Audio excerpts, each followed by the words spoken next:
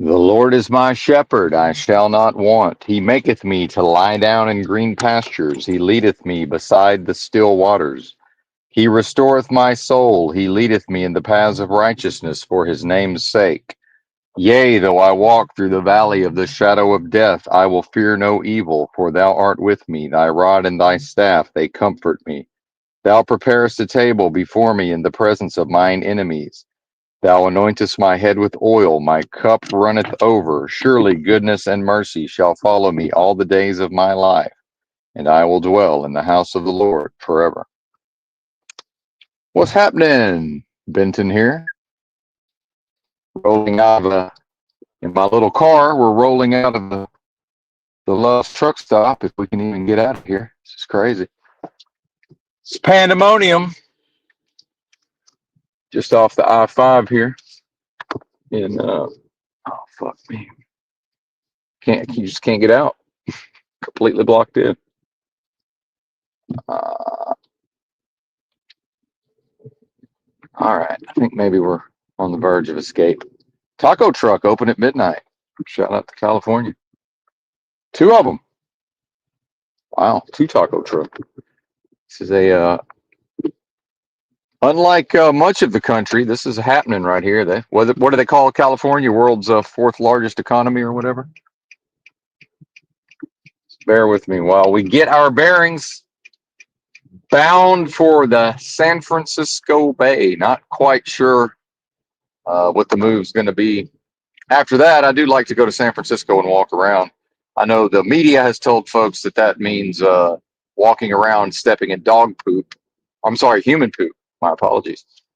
Human feces, but that hasn't exactly been my experience in the past. I'm sure it's it's not certainly not an impossible sight.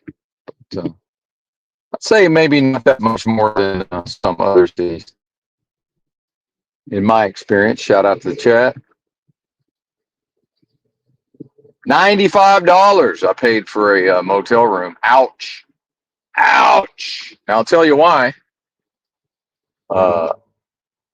Maybe it was the entire pack of cookies, the entire package of cookies that I ate, but I was getting fairly tired.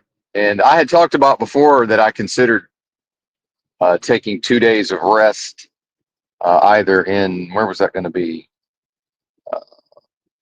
Barstow, and then because of fatigue and high elevation related fatigue, I made it to Kingman, Arizona night before last, or I guess last night technically. I just woke up, remember?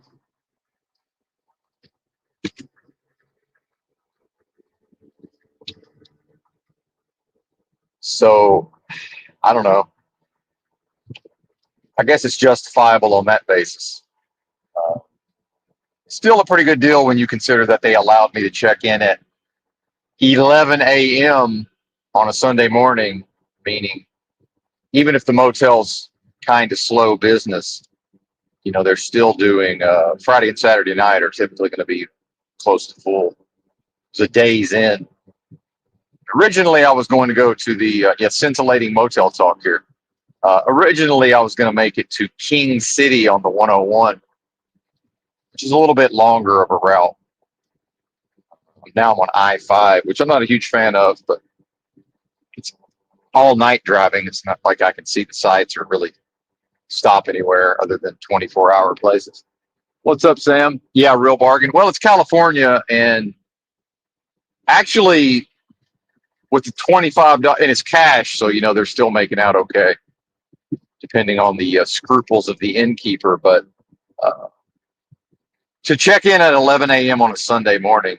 But again, if I had, some of it was just not wanting to drive another 2 to 3 hours. But by the time I made it to King City, the Motel 6, it would have been check-in time. However, I would have had trouble getting that room for much less than $75.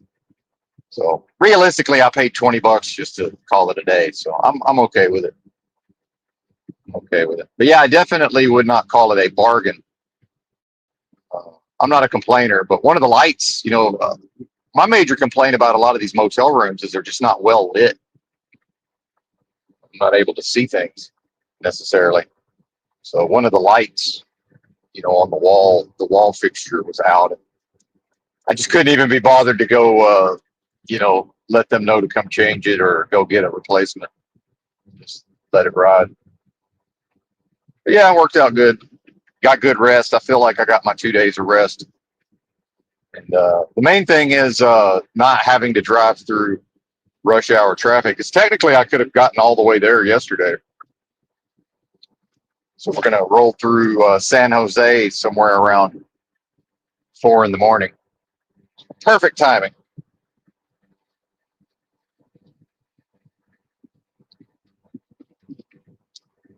Thinking maybe I'll, depends on how early. I don't know. I really need to go scout out the street parking in San Francisco. There is free street parking, or at least there was. Although what I can do is maybe park at the BART station, the light rail. It's about $11. Um, is that round trip or each way? I've forgotten. I think that's round trip, hopefully. I don't think I was paying $22 to go there and back, but maybe I was. I don't even remember. From Silicon Valley, San Mateo County. So we'll see how it goes. Looking forward to it. I definitely need the exercise, the walking around. That's another thing with the 7 weeks of truck driving and then quitting. Part of that is,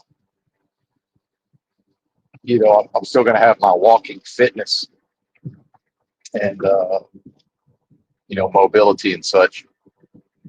So get that going for us. Guess I got to pass the semi.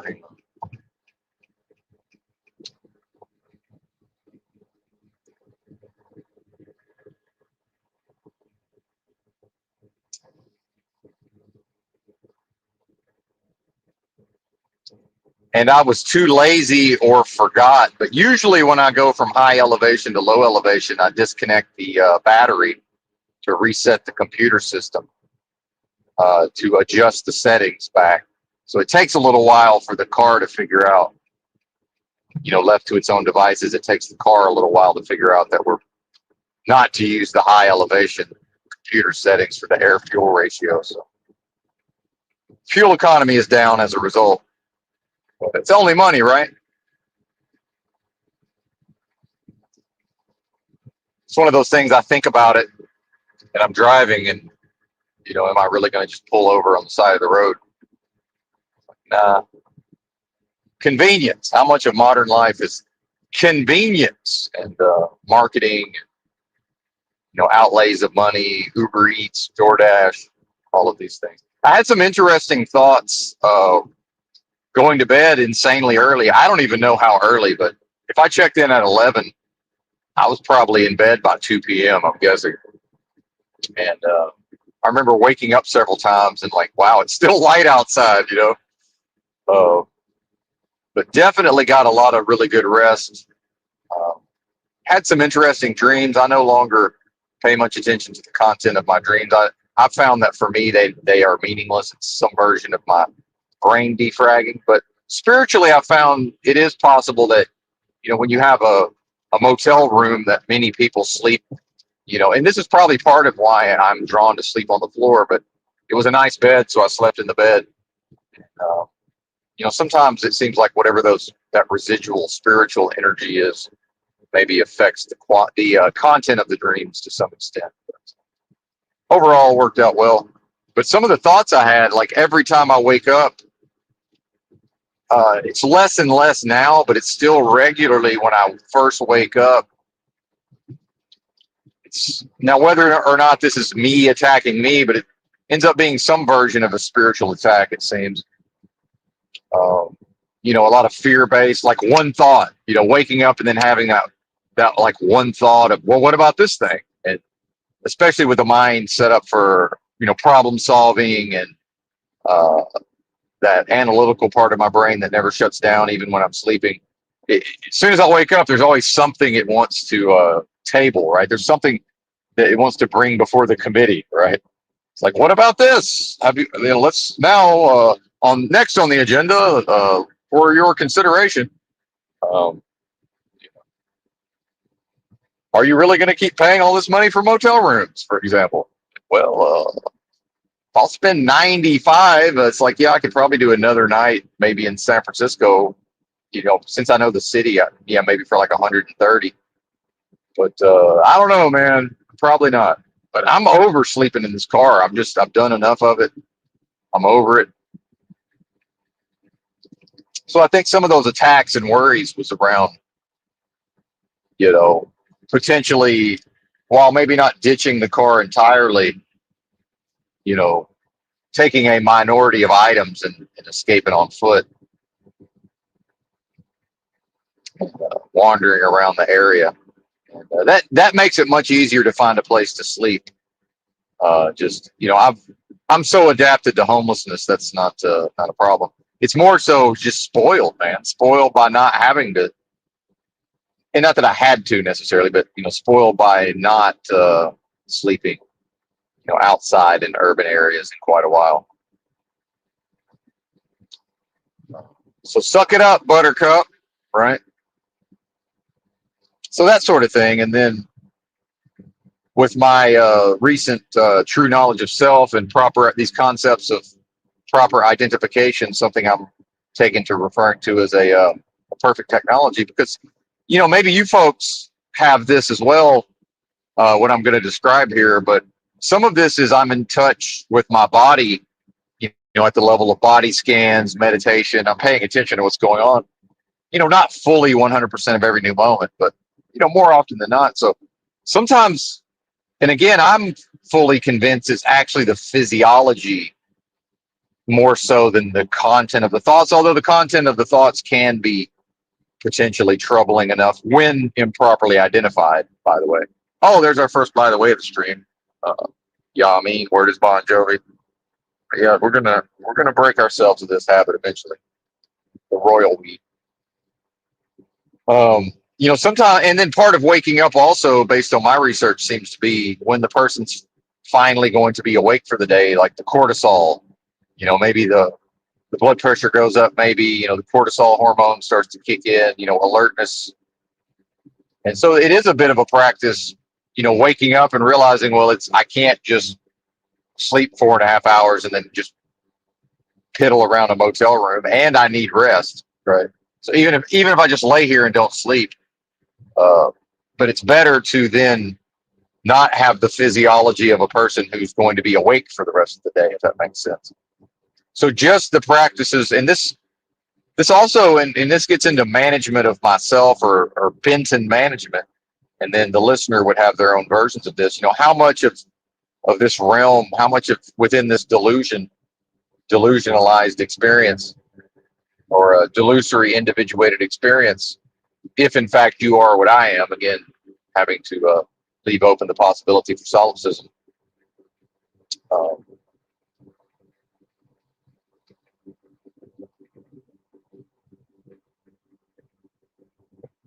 How much of that management is around, the actual physicality and getting proper rest, the physiology, the hormones, the diet, um, stress.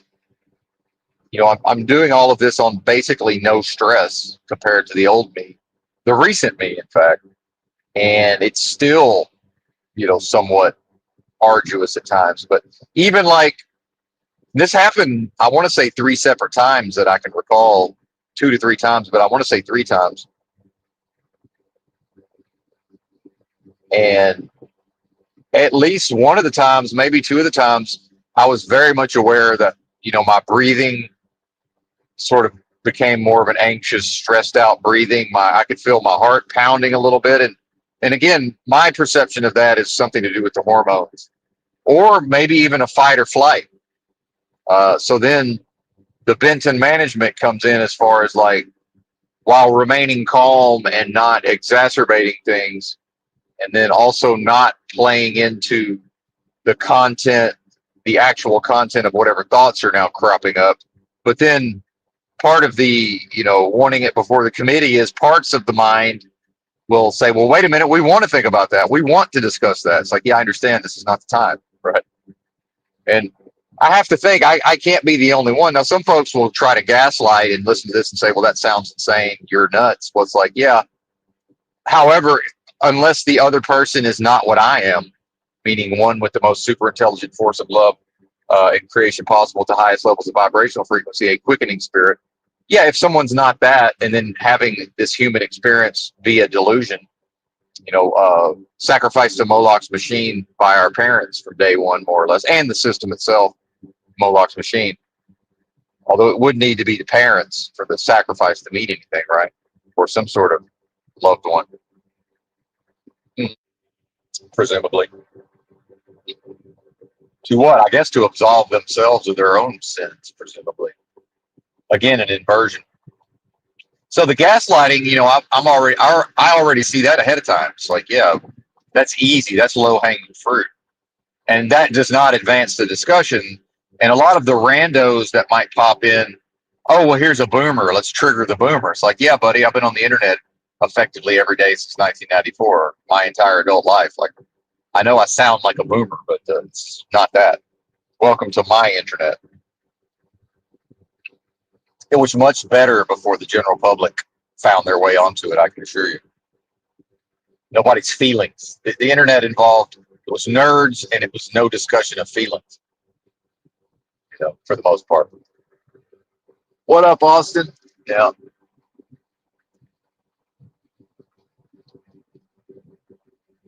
Oh, yeah, I'm definitely looking rough, but that was a $95 motel, sir. Yeah, I'm definitely looking rough. Yes, sir. Yeah, that was going to sleep at around 2 p.m. and then waking up about 10:30, getting out of bed at about 10:30, and hitting the road without. I realized after I closed the door to the room and left the keys inside that said, "Oh yeah, I forgot to wash out my eyeballs." And then the Loves across the street, or actually next door, adjacent. The adjacent Love's truck stop was so jam packed. Uh, I didn't even consider making a run for the washroom.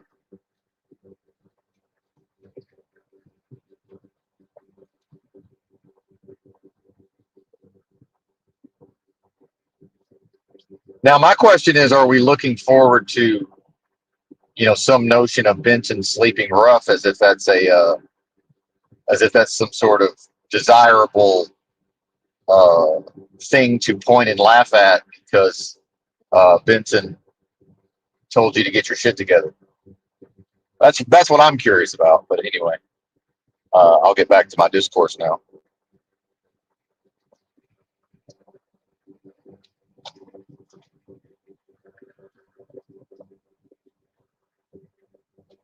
But yeah, back to the gaslighting. I already know ahead of time, and I am the audience also. Like as I do these live streams, I'm also listening as an audience member most of the time as well. And so I already understand how some of what I'm speaking on will be perceived. Again, truth, right? That's what I'm interested in. Supposedly, David Crockett said, first, make sure you are right, then go ahead. And I've lived by that most of my life.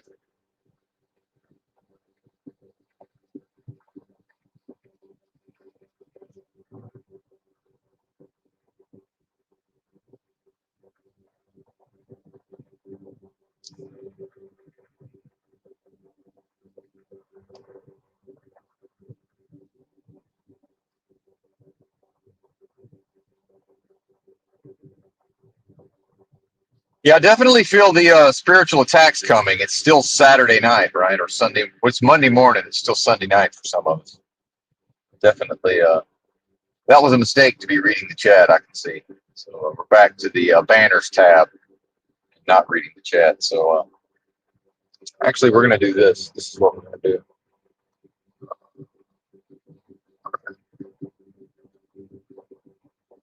That was my first instinct, and banning a user. And then I thought about it. Then I read the comment. Yeah, that's going to be the move. But my apologies for interrupting the discourse. just as I was about to get into flow, and Best Branding since the situation from Jersey Shore, by the way. Oh, there's another by the way. But I remember El Perro noted last time, or actually, someone noted the spiritual attack. It was Land of the Blinded, just as the discourse was, hitting a crescendo. And in fact, I think it was Evac was like, "Wow, this is powerful." Here came Austin Murphy on the demonic spiritual attacks. Yeah, we don't need any more of that.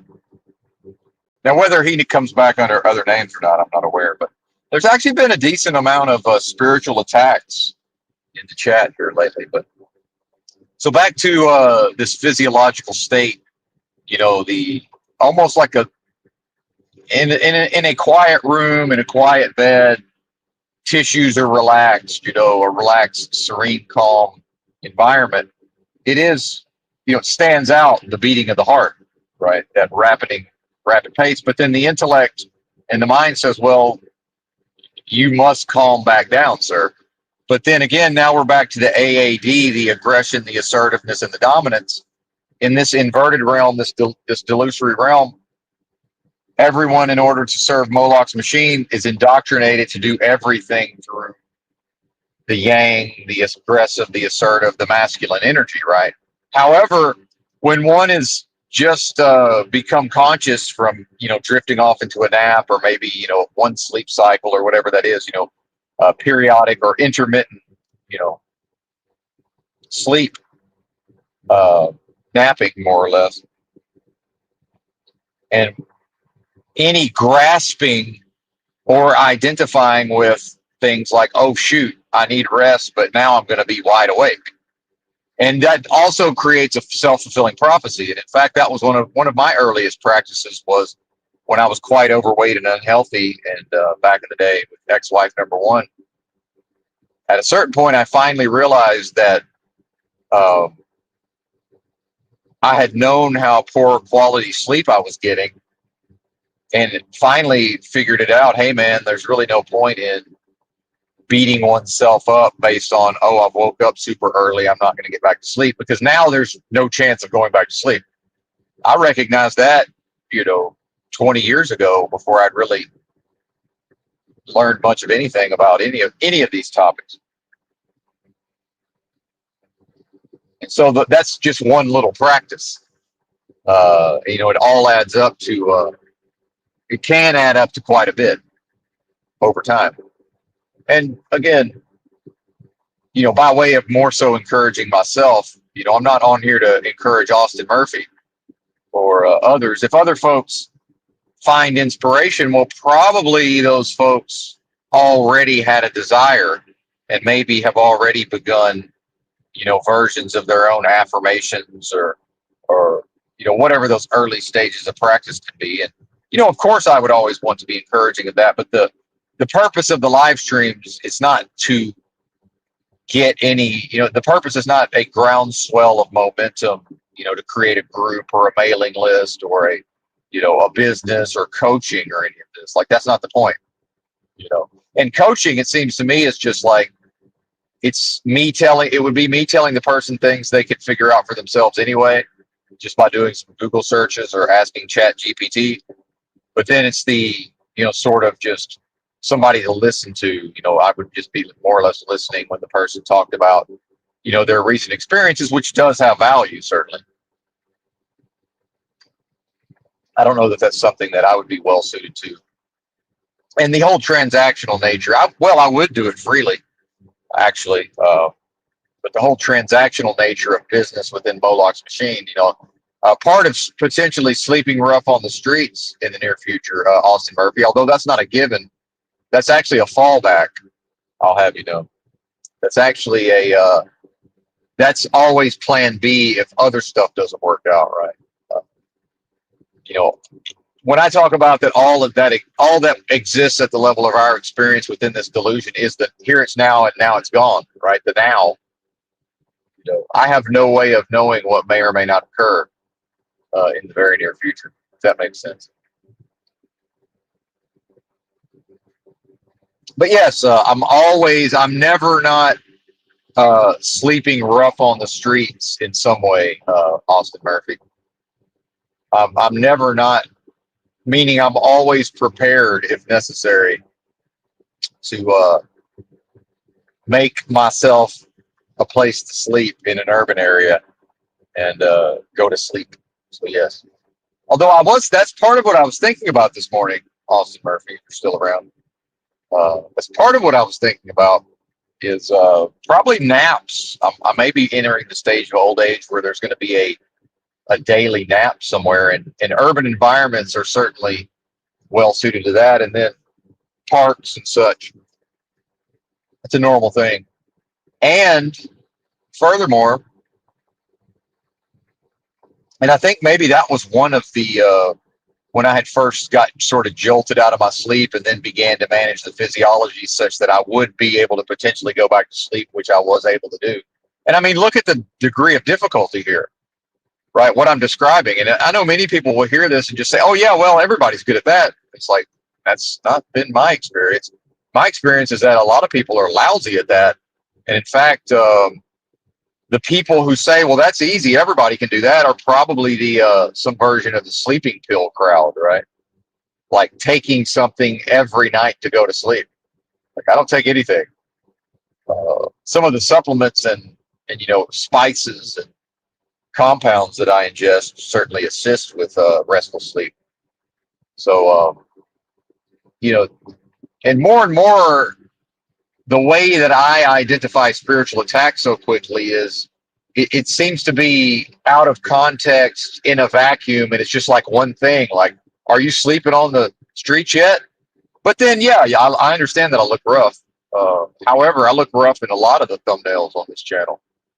You know, that's that's not anything out of the ordinary for me to take a picture of myself within an hour of waking up in the morning or at night in my case,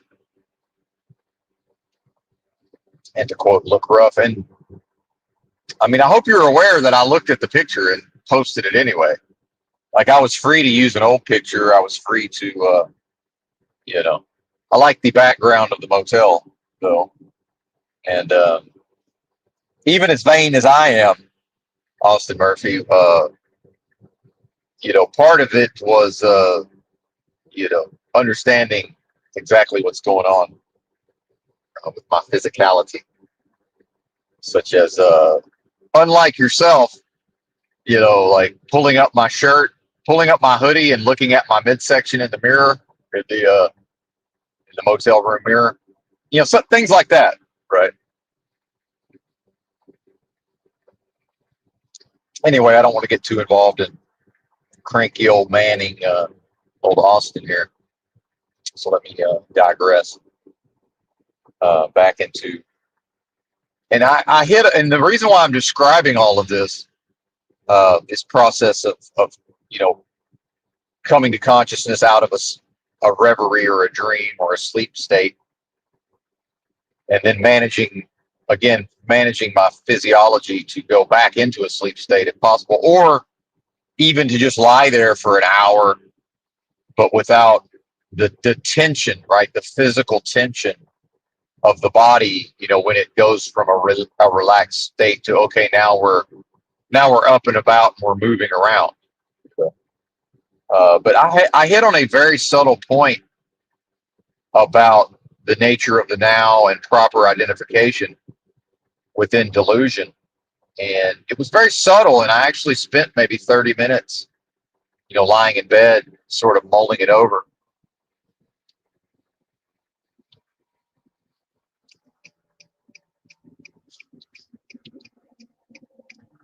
Hold on, somebody for some bizarre reason has begun tailgating me, even though I'm going slower than the traffic. I'm quite sure what that's about. Very strange. Probably on their phones. Well, so are you, Bubba. Well, okay, touche.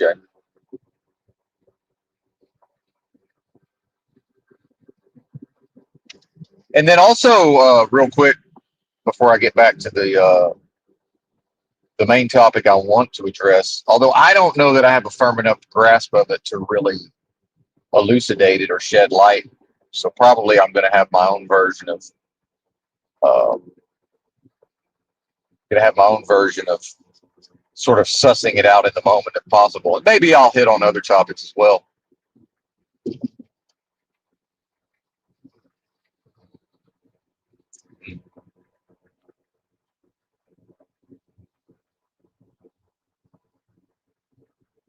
Did I lose what I wanted to talk about? How silly! How silly!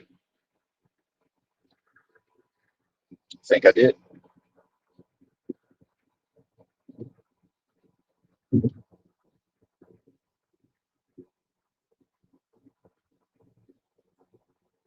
Well, perhaps it shall return.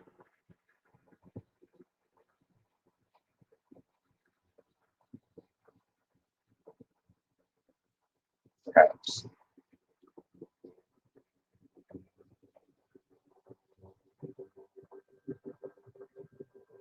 All right. Let me check the GPS real quick.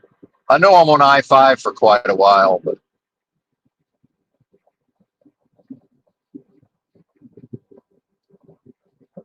let's see just how far we were going on I-5. Oh yeah, we're on this bad boy quite a while.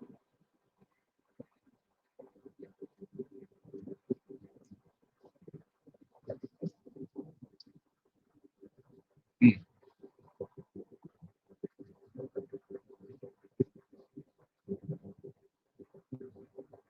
So then, with applying the proper identification, oh, it was something about spiritual attacks.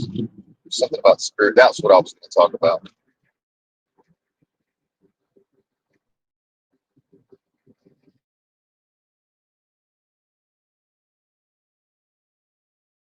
Grasping in the moment, had to do with the nature of these attacks. When I'm at my weakest in certain ways, right when I wake up in the morning, and then if you look at an impact on my effectiveness, anything that can cause me to get less restful quality sleep or less rest in general, the enemy, the delusion, Moloch's machine, antithesis, that's those forces would be very interested in, attacking in that way, because, that's where it can bear fruit, you know. And just in general, in my experience, motels seem to have just more of those entities about, right? They seem to hang out, which makes sense because a lot of vice and immoral actions, and there's a lot of if there's a disembodied spirit wanting to inhabit a human, again within a delusion, right? Within a delusion, um, that would probably be a good place to hang out, just to wait and see who shows up to do drug, engage in perverted acts, whatever that may be. Traveling couples that might be fighting. So it makes sense. Um, but it's like every thought, it has a rational basis in that, as a human, we are set up more to desire security, which is never possible. Security, there is no such thing as security here. And then, as comfortable as I can be with uncertainty, the attacks come around the idea of reinforcing the uncertainty. And then the subtle point that I began to grasp was that all of the nature of the attacks is based on the psychology of the individual having been formed within Moloch's machine. It's all set up that I will view myself in relation to the realm itself, Moloch's machine of industry, business, military, industrial complex, banking, finance, capitalism, consumerism. So what Moloch's machine is seeking to do in each new moment is to have the individual, myself in this case, instead of properly identified with my own nature within myself, to have me default to always in the moment viewing myself in relation to what this realm considers proper, which a lot of that is around getting a job, earning money, air quotes, being productive, right?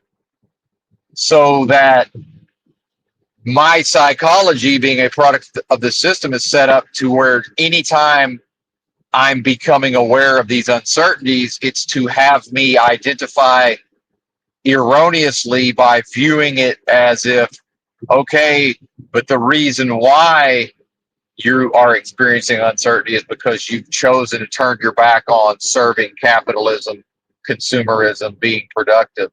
And it's also like, hey, don't you want to go back to driving a truck? And, that thought was there, and just in a flash it was here, and in a flash it was gone, because absolutely not. When it suits my purposes and it works for me, that's what I do. At this time, absolutely not. If that was the case, I would not have left my job. Clearly.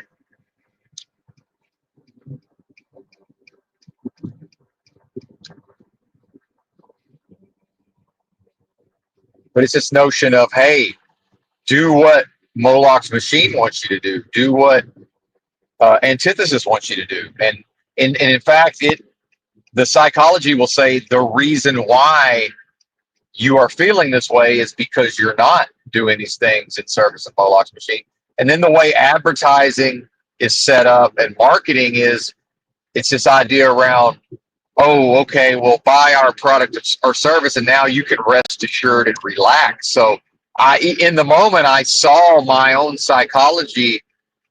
It's almost like offering, hey, just go ahead and go back to, what's considered a normal life in some ways. Although the way I do truck driving is certainly not normal life, but people tacitly are willing to accept me, right? Just because I'm doing some version of what they're doing, actually working for a company and serving Moloch's machine.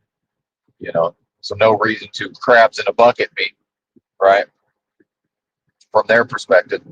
And ultimately, it's all self-serving. They don't want me to hold a mirror up to what they know themselves to be. It's like, yeah, can we just go back to pretending? The masses want to go back to pretending like they're not the thing they know that they are, right?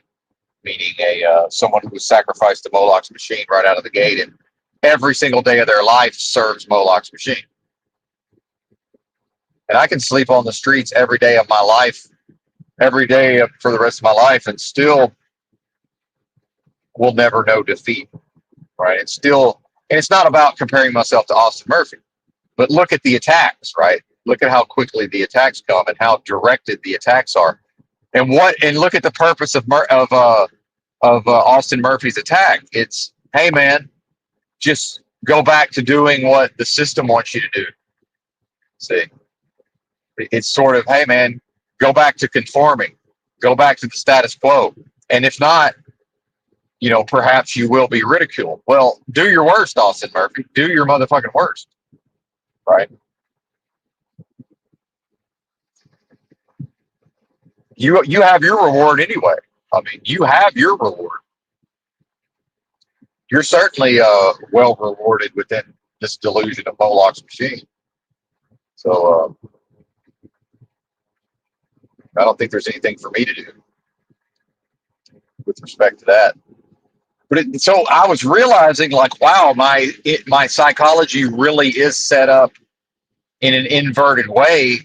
And as long as I'm always defaulting to those thought forms, it in fact makes it impossible for me to get to proper identification. Even understanding to properly identify with myself based on my true knowledge of self that I've recently acquired, or acquire isn't the right word, but that I've recently experienced, a bell that cannot be unrung, right? Transform, transcendence and transformation and all of these things. I am a different person now, for real, and a perfect technology of proper identification. So as long as in each now, right, now it's here, now it's gone, now it's here, it's already gone, it's here, it's gone, it's here, it's gone. All, and I shouldn't say all, but Moloch's machine, as long as I default to the thought process and the psychology installed and designed and installed by Moloch's machine, then it's a perfect prison. or it's a nearly perfect psychological prison that there is no escape from.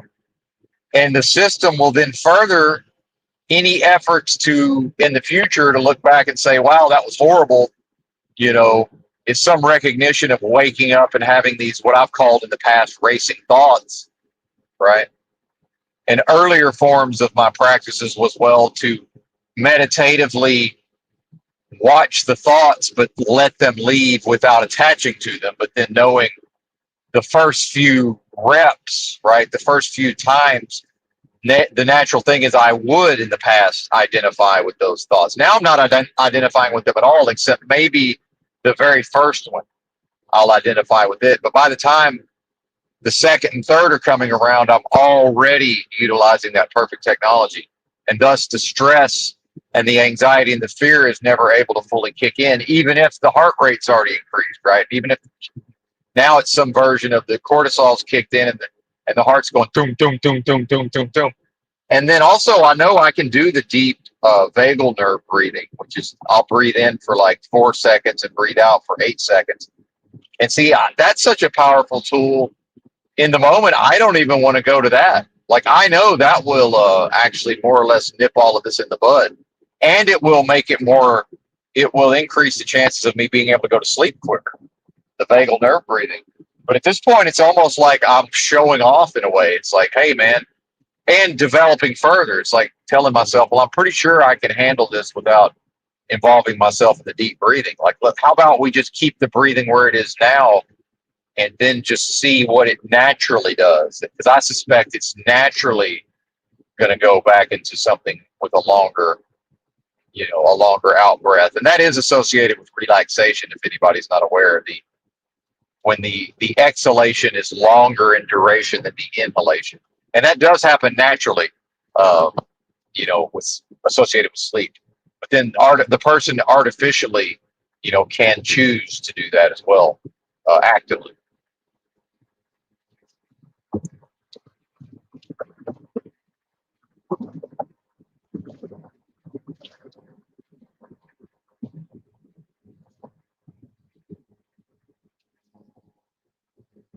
And of course, the attacks continued under a different name. And this is for the audience. This is not for that person.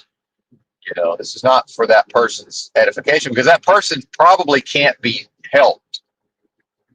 Unfortunately, there probably, is no undoing whatever's been done there at that levels of service of evil and antithesis and demonic forces, right? But more so for the audience and the strong, the few but proud, the few the proud, the replay crew. Uh, Austin probably doesn't care. The thing about these demonic attackers is they're exposing their poker hand, right? They're actually, his actions are proving my assertions that he's demonic, that he's infested with devils, that he's serving Moloch's machine. See, he's actually proving through his own actions, but the response of a being like that will be to ridicule that that's even possible. Like, what do you mean? Wicked spirits, unclean spirits. And the last time this happened, it wasn't Austin Murphy. And I won the debate in the chat because I told the person, hey, man, you're mocking and ridiculing my assertion that these are demonic spiritual attacks. So now you get to defend the idea that evil doesn't exist. And he's like, oh, no, I agree with you that there's evil, right? So it's this thing where they don't understand or don't care because, again, it's always possible to appeal to the fickle feelings of the peanut gallery via ridicule. And what I say is that's meaningless. There's no meaning or merit to that, right? That means nothing. Anybody can do that. It's like a parlor trick, right? It requires almost no intelligence, skill, talent, or effort to ridicule, to sway the peanut gallery. Right? And we all have a peanut gallery within us, certainly. And it's involved with peer dynamics, group dynamics, and peer groups, psychological peer groups, which is always present. Whatever peer groups, whatever psychological peer groups each individual is psychologically identified with, that group is always present in the psyche. And then something I've identified about social media, it actually is much worse than that, because now most people have up to the second they're able to access their peer groups 24 hours a day, 7 days a week in real time. In the olden days, I would physically have to go to where the peer group was or call them on the telephone individually. Right now, how many people have their peer groups on a group chat? It's just not good for people, man. It's really not. So Austin Murphy doesn't know or care that he's already created a situation where he's either going to have to affirm what I'm saying, that he's demonically attacking me because of the demons, the unclean spirits, wicked spirits, and demonic spirits that most assuredly inhabit his energy sphere, his sphere of influence, because he's invited them in through his incorrect actions, that he remains unrepentant of. Right. That's you, Austin Murphy. And if he then says, well, what are you talking about, and gaslights, then all I have to do is say, okay, man, I need you to go ahead and state your case that evil doesn't exist. Because if evil exists, by what basis does Austin Murphy assert that evil forces could not possibly be inhabiting him and motivating his actions? I won't ever allow the other party to have it both ways. It has to be one or the other, Austin Murphy. Which is it? And like I say, I don't say this for Austin Murphy's benefit. I say it because it won't benefit him, and he's going to double down and raise all bets, as we know. That's what these spiritual maniacs do. They always double down, and they always raise all bets. That's a spiritual maniac attacker, right? Actually, slow my roll here. Somebody hauling balls, I'm not going to get in their way. And California is kind of the new Texas in a way. I see way more people hauling ass in Cali than I do in Texas, just like on the open roads. It still happens, but back in the day, Texas was like the fucking king of just get the fuck out of the way. We're going 100,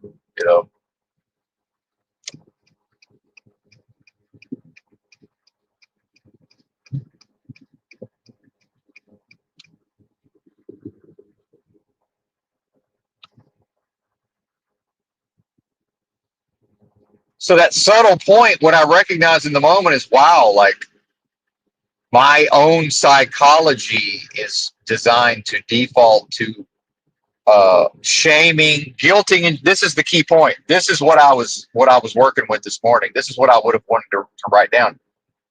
My own psychology, that's a product of the system, defaults to guilting and shaming myself for mere thoughts of knowing that I'm going to be taking actions today, tomorrow, and the next day, most likely, that will lead to me possibly sleeping rough, as Austin Murphy mentioned, something I've also been talking about myself, or sleeping in this car, which is some version of that same thing.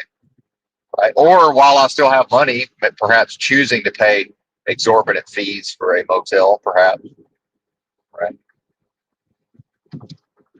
But it's this notion of more or less anything that falls short of what society considers respectability. There are mechanisms within my own psychology to have me default to guilt and shame. And I watch this process in real time in my own brain. And the perfect technology of proper identification thwarted them, because to properly identify was to say, well, what I am can't even experience that.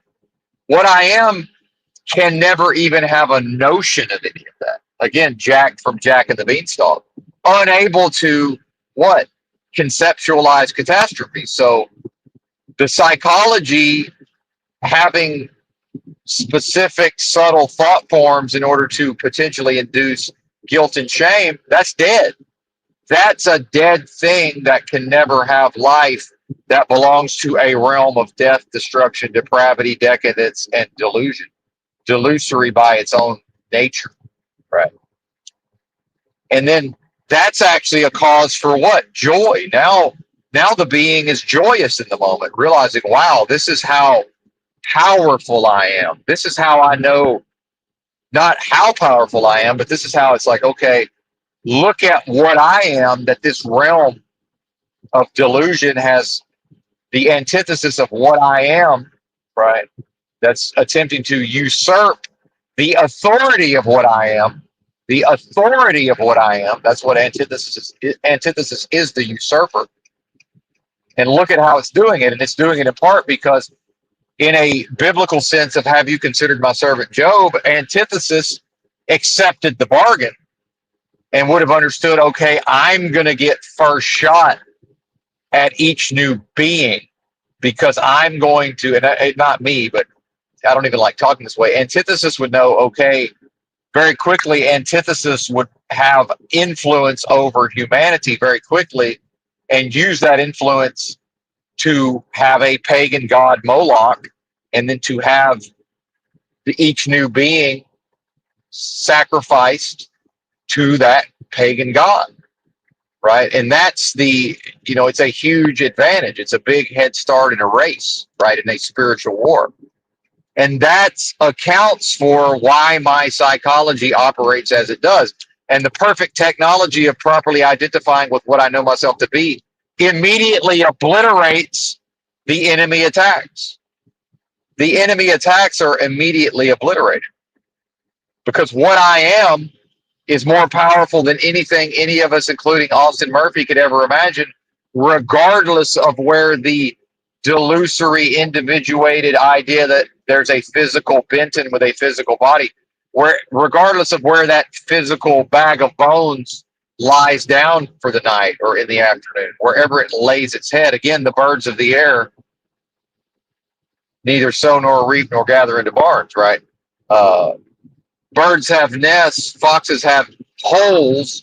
The Son of Man hath not where to lay his head, right? Meaning, what is the Son of Man? Well, I take it to mean in that context, a being with perfect knowledge of what they are, who knows they're in a delusion, right? That's the Son of Man, is the delusion. And he's saying that delusion doesn't have a home. It doesn't have a home in this delusion. It doesn't have anywhere to lay its head because why? Because being properly identified, it is not serving Moloch's machine. Therefore, Moloch's machine is not going to provide it with a lifestyle unless it serves Moloch's machine thoroughly. In fact, so thoroughly that it's at the level of its own psychology. By, hey man, my psychology will default to injecting potentially fear and guilt and shame into my own psyche, merely based on thoughts of not serving Moloch's machine. That's how diabolical and insidious this delusion is. That's how evil. That's how cunning, right?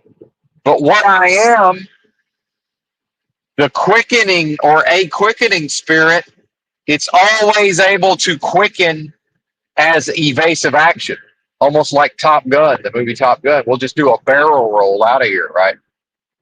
We're just going to take evasive maneuvers to avoid the heat-seeking missile attacks. No weapon formed against what? No weapon formed against the most super intelligent force of love and creation at the highest levels of vibrational frequency, a quickening spirit shall prosper. How? Because the quickening spirit can always vibrate quicker than it was vibrating when the enemy aimed an attack at it. Yeah, the heat-seeking missile's locked in. The quickening spirit says, watch this. The quickening spirit says, watch me work, and vibrates ever quicker so that the missile just goes into the ocean and explodes. The Top Gun example. Or, maybe the NES video game Top Gun. Maybe that's what I'm actually thinking of, perhaps.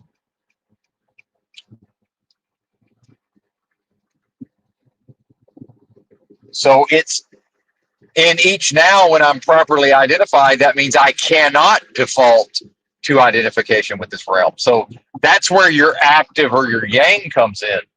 So what antithesis is doing is it's reversing it to where the yin the individual only uses the yin in ways that serve antithesis, meaning that's the yin energy to default to that psychology.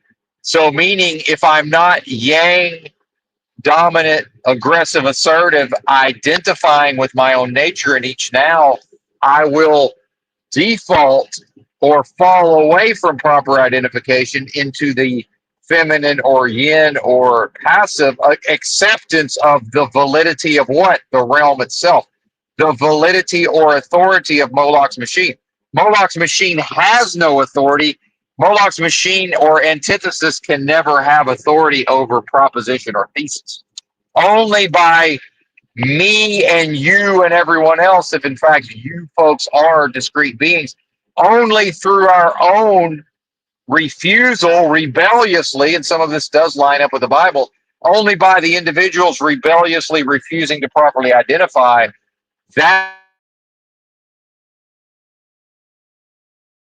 to usurp the authority of thesis or proposition by convincing or coercing through guilt and shame and other mechanisms, or just lack of knowledge. Ignorance can never be bliss because knowledge has to be power in this scenario.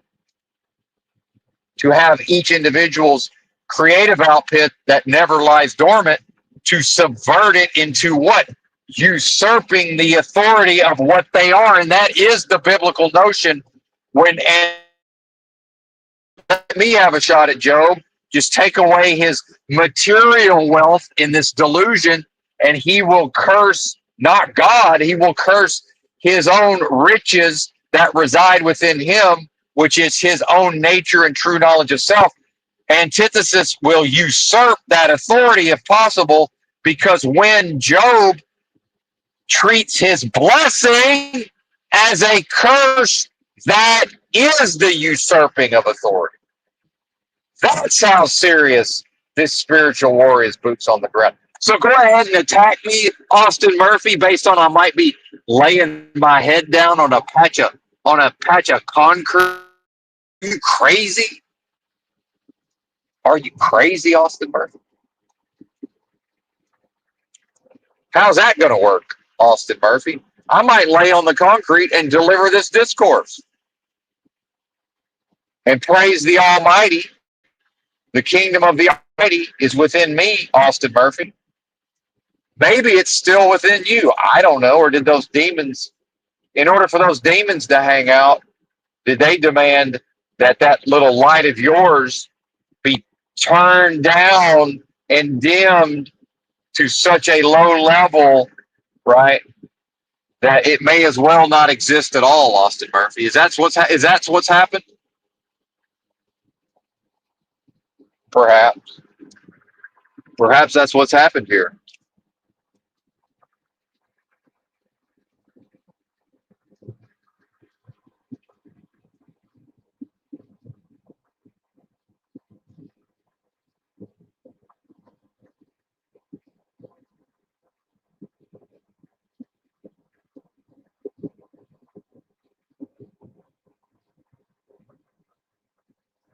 Is this a bot?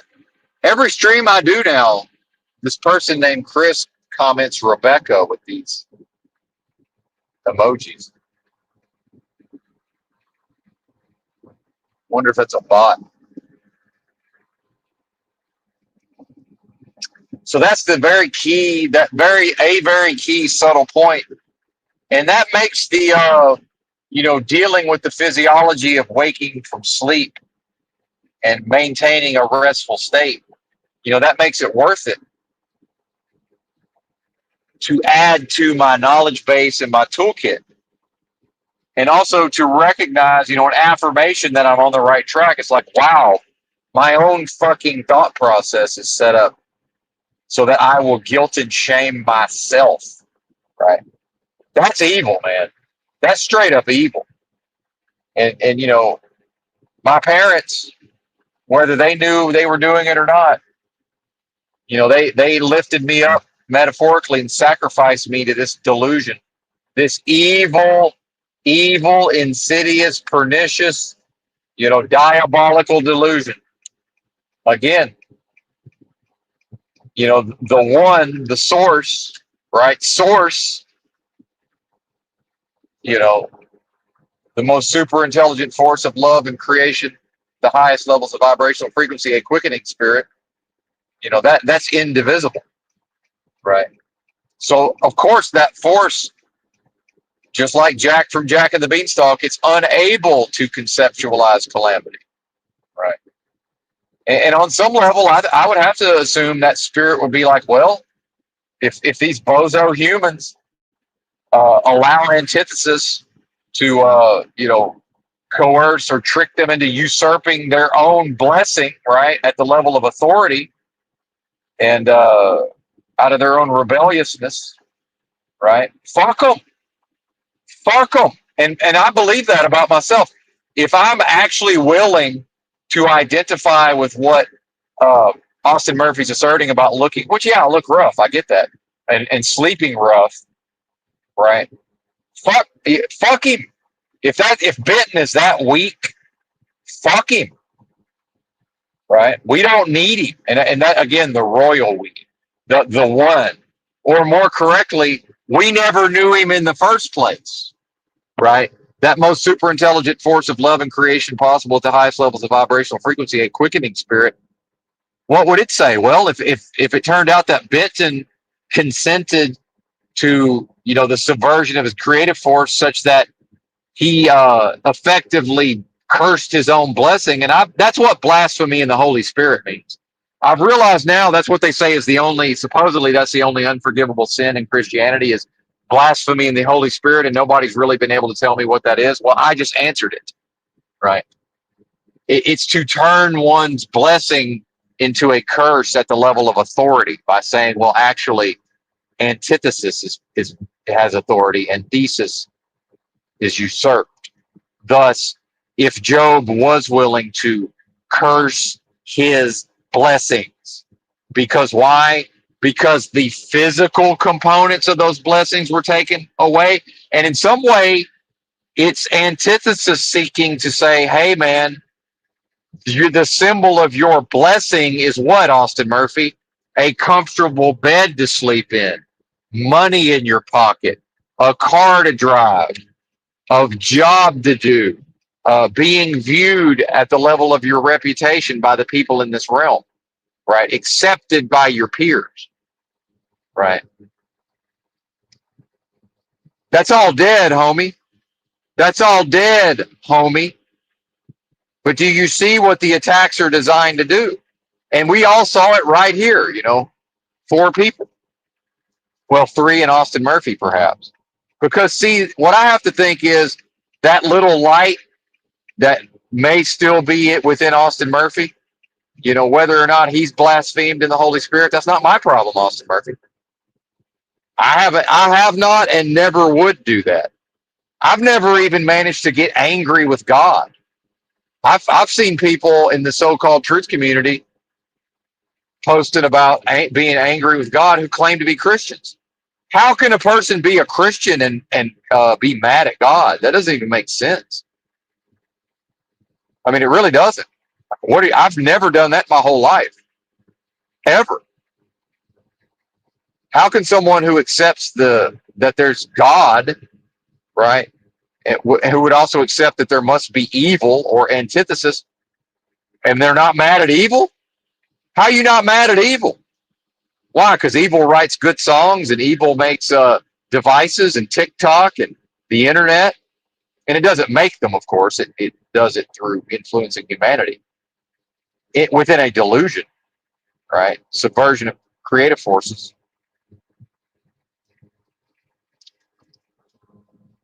So I'm just been different from day one. I think that's clear.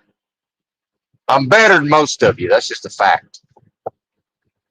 Now, I would like to see a world where everybody got on my level.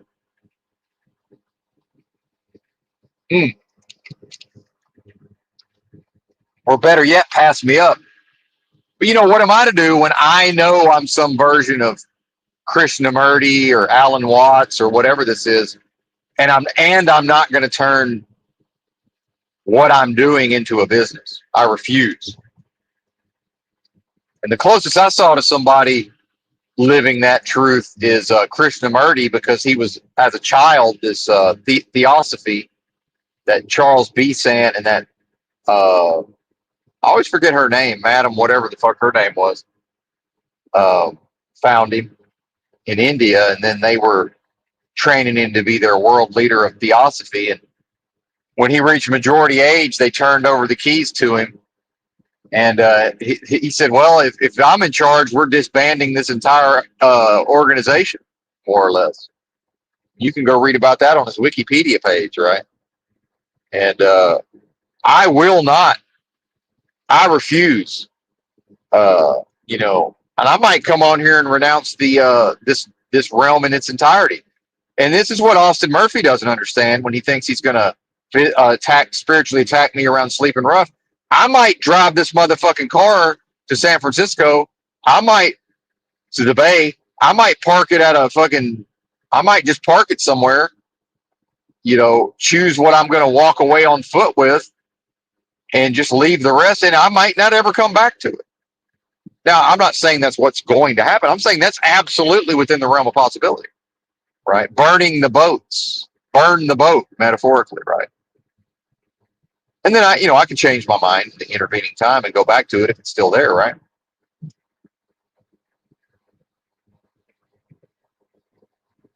But I will not turn this into a business. I refuse. And I'm most likely about to stop serving Moloch's machine to the best of my ability, which would mean no more truck driving. I damn near turned my CDL in. I'm starting to wish I'd done that. But I guess it's good to have just in cases of emergency. I guess it's good to have. Here's a California 33, by the way. Word is Bon Jovi. Yeah, I mean.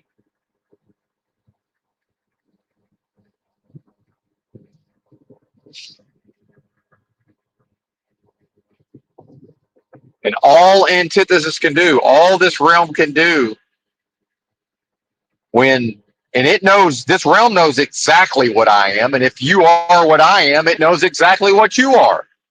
The antithesis of your own nature, again, if you are what I am, it knows exactly what you are. It's an expert in what you are, because when it all it has to do is look at what it is, and it knows the opposite of what it is what you are, if you are what I am. See? And so that's how I know what everything evil is. What's the opposite of my own nature? That's what evil is. Right. And here's something else I thought about in these reveries, lying in the motel bed. I thought about, deep down, haven't we all always known that to go out here and make money and do a job and be productive in this realm is complete and total, it's just utter bullshit. I feel like I've known it my whole life. And I talk again about how the human mind seems to work. I believe the part of psychology that, man and his symbols, Carl Jung, and this idea of, more or less, I take that to mean that the subconscious mind perfectly decodes all symbols in this delusion. So haven't we all known all along that school was bullshit, education was bullshit, business was bullshit, government's bullshit, banks are bullshit, right? The money's bullshit. Haven't we known that all along? It seems to me like we have. And again, the royal we, humans that may be what I am, right? Even if it's only Nancy Pelosi's MS-13 spark of divinity, right? And I've ascended so high, I keep thinking about buying some weed and can't even bring myself to leave my default state of consciousness, right? I can't even bring myself to do that. It's like, man, this is what I got going on here is too good. It's too good to, potentially, what's the point of smoking cannabis? Yeah, I enjoy it. I also enjoy walking around thinking about things, right? What's the fucking point? Who cares? Who cares?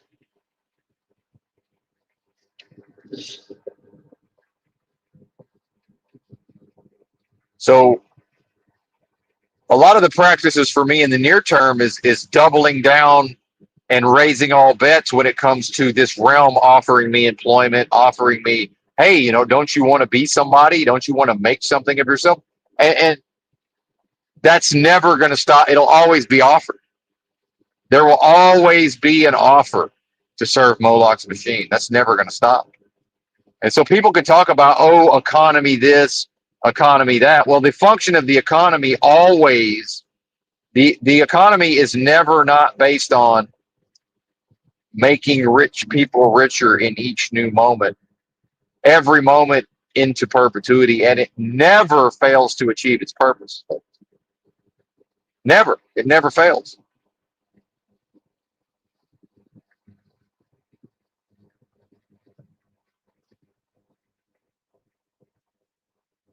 So within that, people strongly identified with the employment system, their own bank balance, what they do for a living.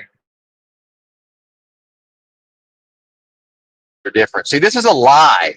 This is the system telling a bold or bald-faced lie, however, whichever one's correct.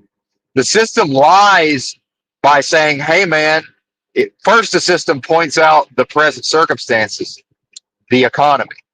And it says, hey, when these circumstances are different, you'll be different. Your life will be different. The time will be different. That's a lie. That's simply not the case. It's based on the fantasy that whatever negative states the individual experiences, that's based upon what? It's based upon the circumstances. So that then allows the individual to have a fantasy that, oh, well, when these present circumstances are worked out and are more in my favor, then I will be different, meaning I will have the right to not experience fear. I will, because there'll be nothing, because it's the fantasy that there won't be anything to fear, right? Oh, well, I won't be anxious about my bills. There won't be any reason to be anxious about my bills. See, this is all lies and delusion and fantasy. Within delusion lies and fantasy. In a waking dream, surreal realm with unreality baked into the cake and mind control baked into the cake. And the very design of your psychology baked into the cake. It's all there. That is the sacrifice. That is the baby being sacrificed. It's not the destruction. It's it's the inverse of the burning up or the killing of the sacrifice. It's the subversion of the baby growing into what it would grow into unmolested. And I don't mean that in a sexual connotation, although that's certainly part of it for many of us. But what does antithesis say in the book of Job? Hey, let me have a shot at it. Isn't that what's happening here? Isn't Moloch's machine or antithesis having direct, isn't it directly able to act upon each new being? It seems to be. Seems to be what's happening, and that's based on its own parents signing it up for a social security card, signing it up for public education. So that what's the reason for getting it a social security card? To serve the system of business by producing, right? What's the reason for sending it to public school? So that it can to serve a corporation or a business. So that it can be coached up and given skills, right? So that it will always, in each new moment, default to serving Moloch's. That's what this realm, when they say, oh, is this a simulation? Yes. The realm, your series of experiments where the simulation or delusion is measuring your creative output in each new now, which is a delusion. And it's a binary system of, is the one affirmed or creation, or is the zero confirmed or antithesis? And it's measuring and cataloging and assessing that over the course of your life, and everybody else is in fact not a delusory aspect of.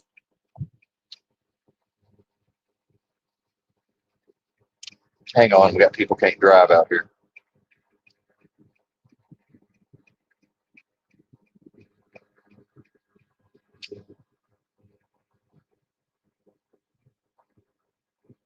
See, now I'm the flow of traffic, so you're going to just follow me at a slow speed because I'm the flow of traffic. This is how lost these people are.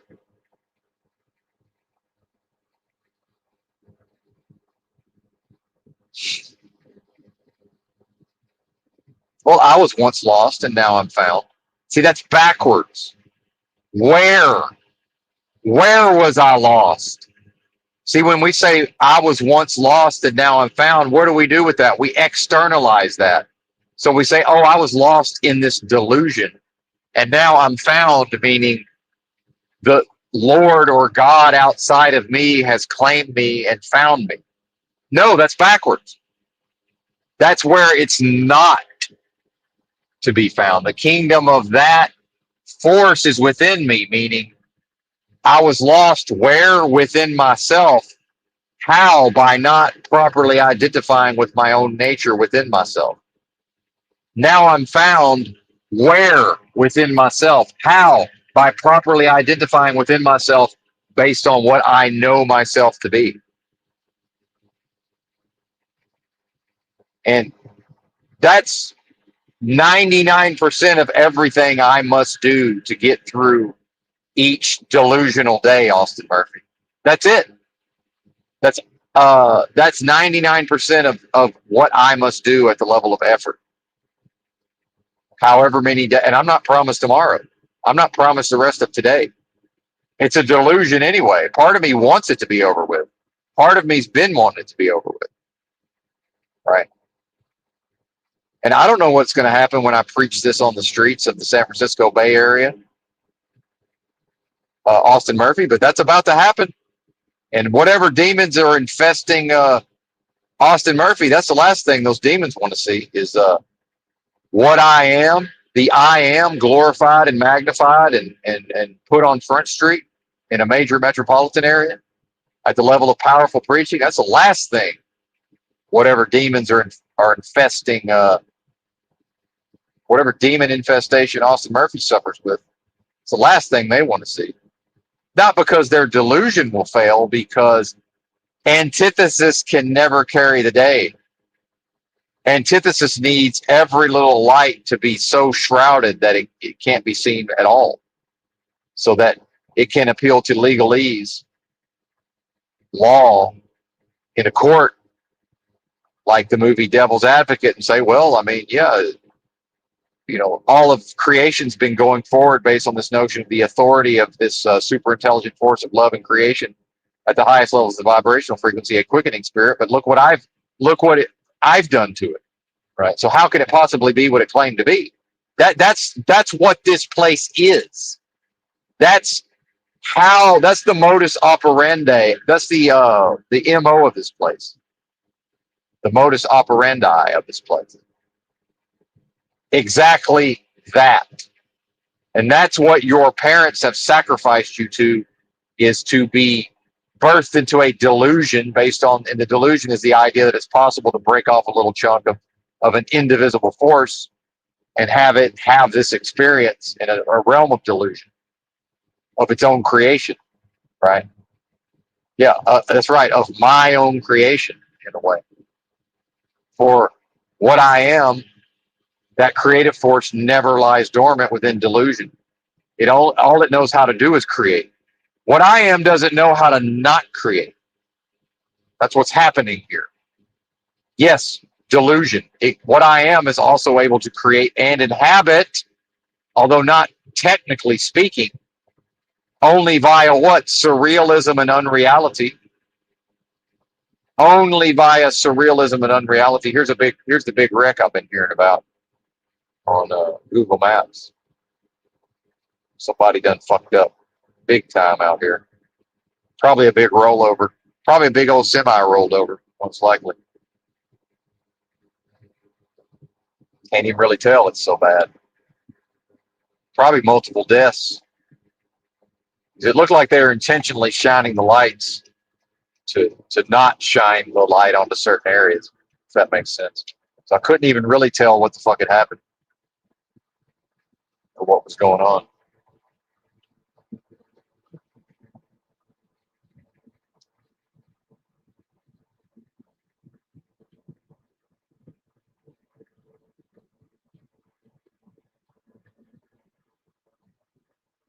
And the delusion is so strong, and the psychology is so inverted that, part of me doing these streams is it helps me to get back to where I need to be, just to deal with the day, right? So yeah, in a way, it is a cope. In a way, in a way.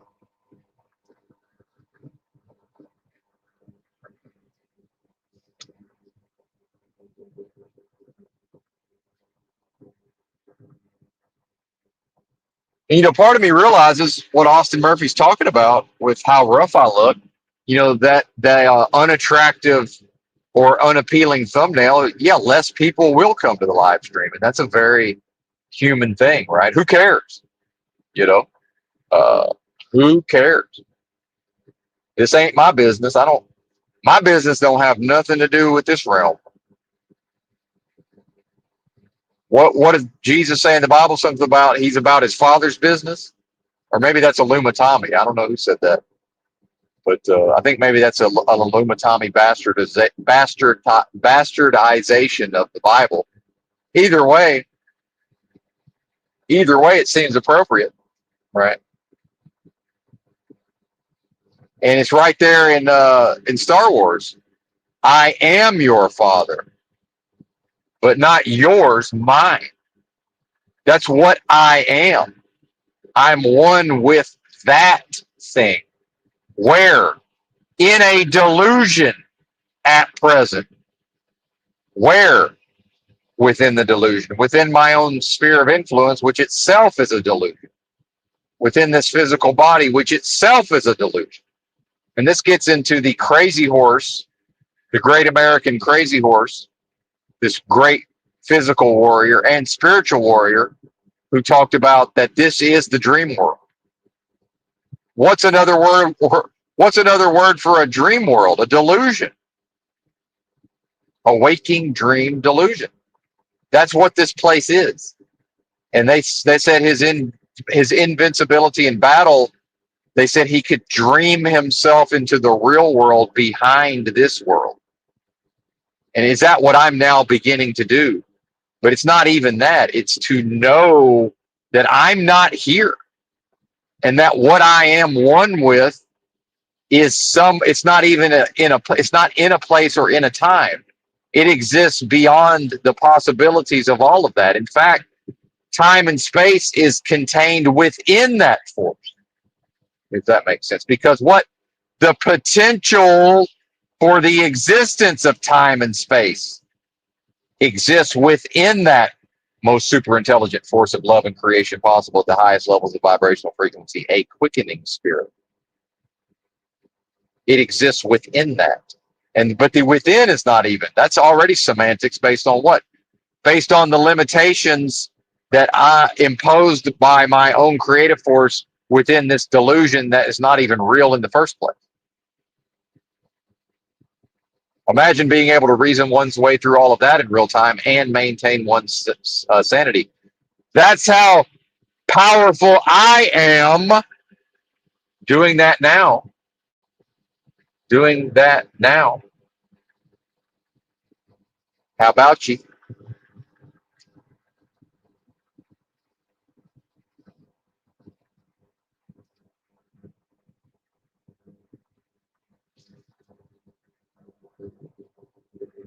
Probably hit the next exit for some more coffee. I could have hit that exit. I forget this is so spread out here. It's like 20 miles to the next exit. That's okay. That's okay. Might as well get some fuel while we're at it. Or I could always wait till I get all the way there and fuel up. Or maybe it doesn't matter. Maybe I just need enough fuel to get there. We'll see. We shall see.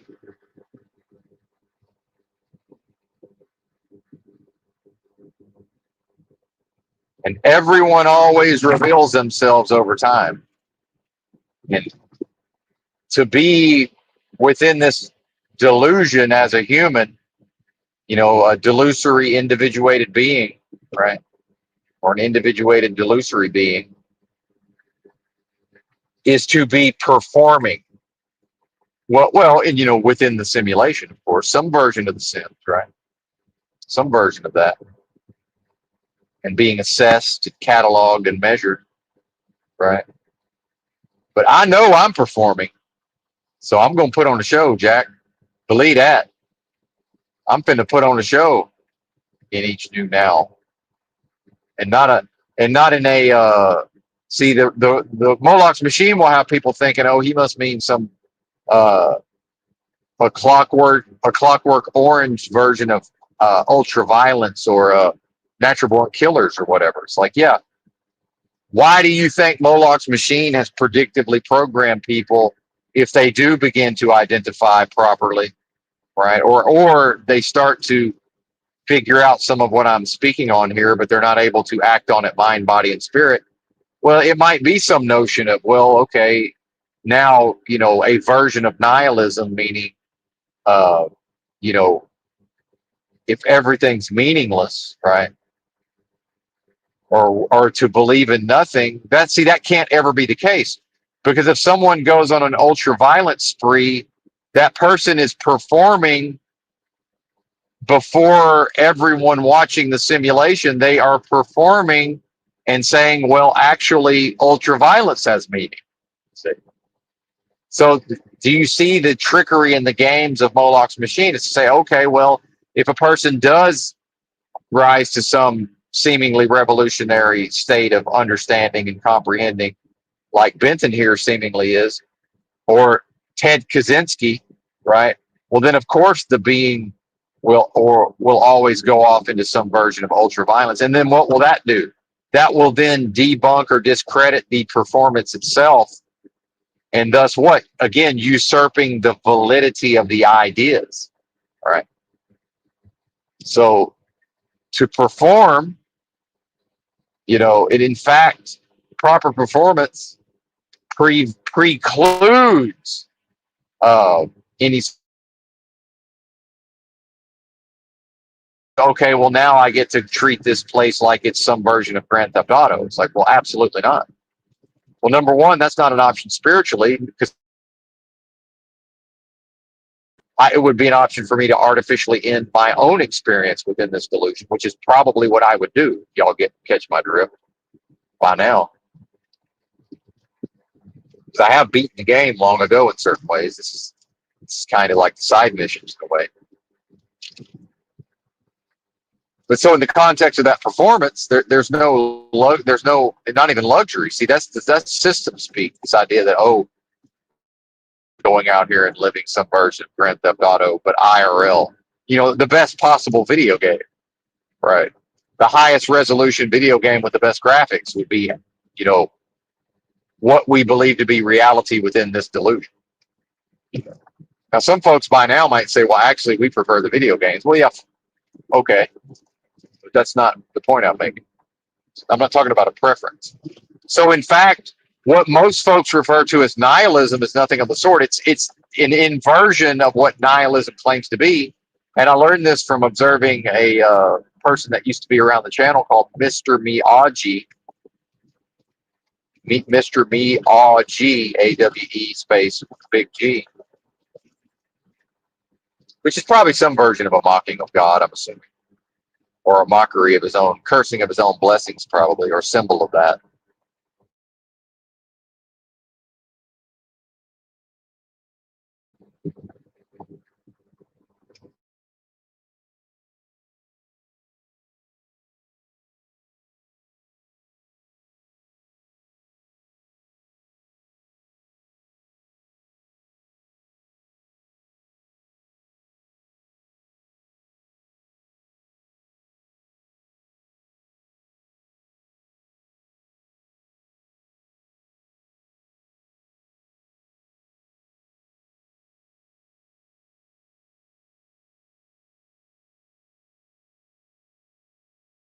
Strict adherence to whatever his doctrine is,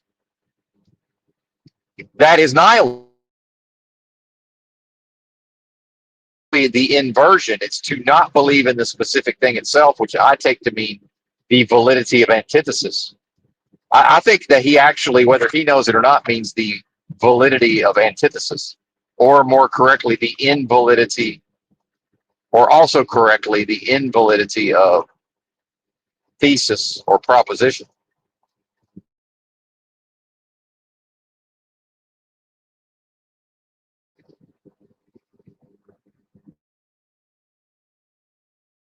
Anything that does not perfectly affirm or align with Moloch's machine's assertions around validating antithesis and invalidating thesis or proposition is nihilism. It's to believe in things from the perspective of antithesis or Moloch's machine. And then even in a thought experiment, I've seen other content creators accuse me of nihilism. Hey, that's a compliment because I've now deduced through deductive reasoning and my own powers of observation and my own intelligence. When I've been accused of nihilism, I'm being accused of affirming the validity of what I am and thus negating any potential validity of antithesis. Right. And so, of course, in a thought experiment, a being who's created new beings and offered them up to and is offering them up to Moloch's machine and may claim not to be doing that. Well, you're certainly not behaving as if you're not doing that, but okay, maybe. Even if not, you certainly were sacrificed to this realm and are behaving in ways that are exposing your own poker hand. If anybody knows who I'm speaking to, who I'm now addressing directly, except by name.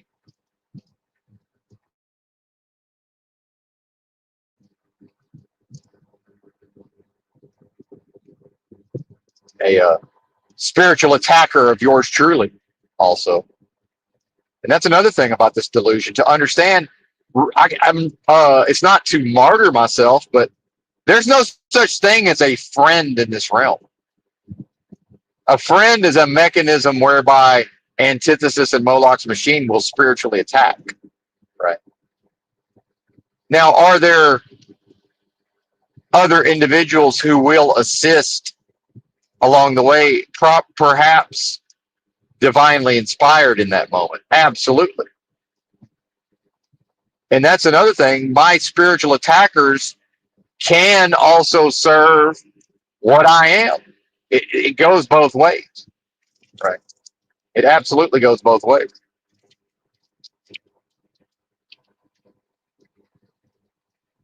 All right, I got it's coffee time. Although I think this would be, let's just go ahead and do, I don't know, man. I guess since I'm still driving, but I'm going to be weaning myself off the coffee quite soon.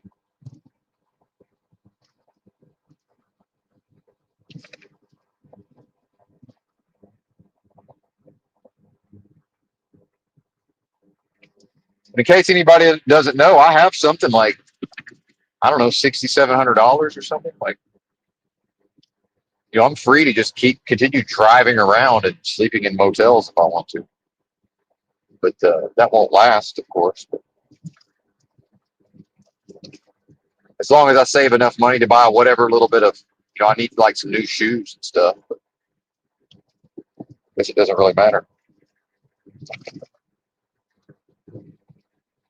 All right, here we go. 589. Well, we won't be getting fuel there. Goodness gracious.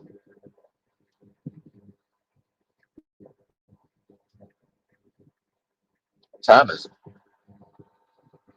4:34? No, that's not the time. 1:30. Yeah.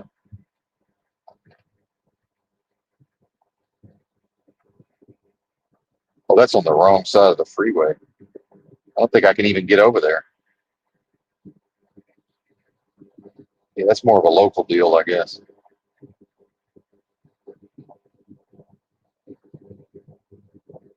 Now, is the Shell even open? Is the question. You would think it would be 24-hour, but can't assume that. Hang on, give me a second. See if they're 24-hour. Yeah, 24-hour. $6. So yeah, not getting fuel there.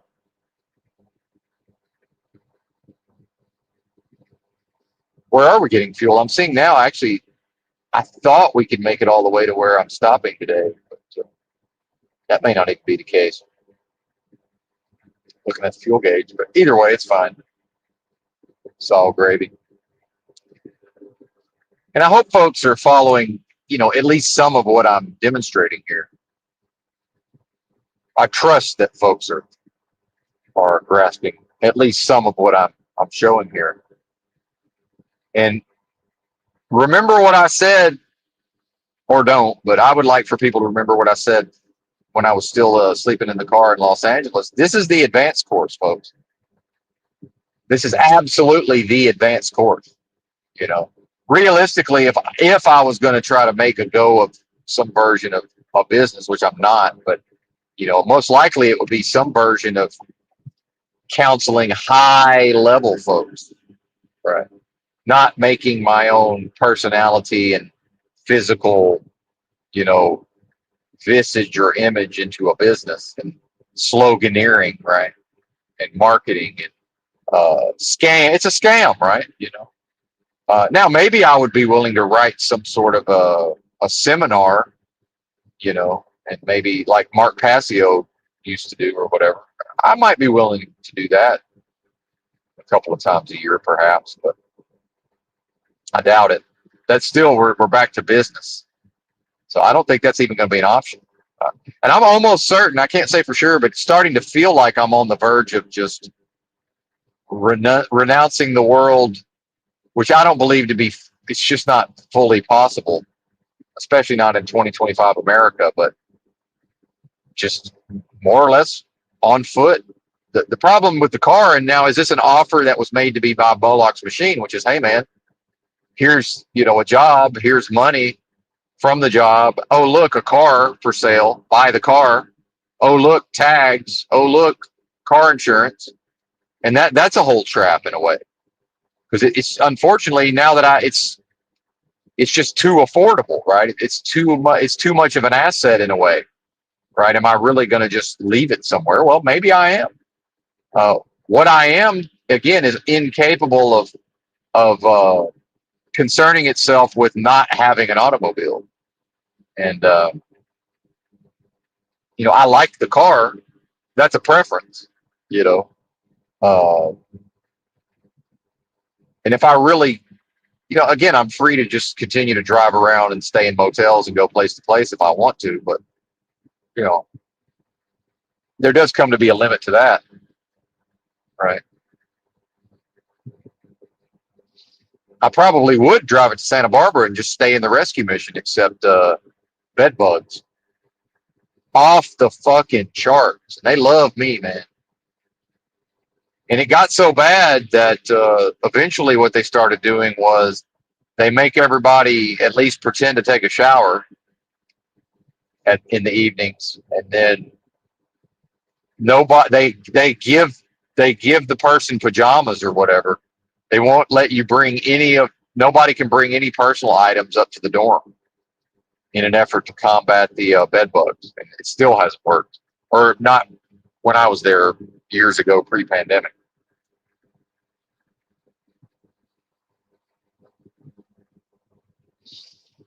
Oh, wait a minute. Did I fuck up here? Yeah. I forgot to. That's the Chevron. Okay. I forgot to tell the GPS to tell me where to exit. Rest area closed. What? Not that I was stopping there anyway. But. Oh, yeah. Here they come slow merging.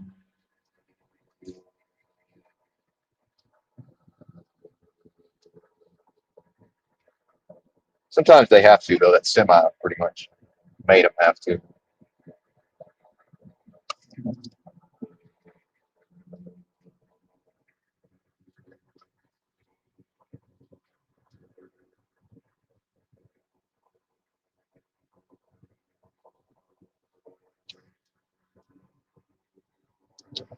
Yeah, maybe when I stop up here, I'll actually disconnect this battery, but I'll probably forget. Yeah, looking at my fuel mileage, it's like, not so good. We're still on those high elevation settings.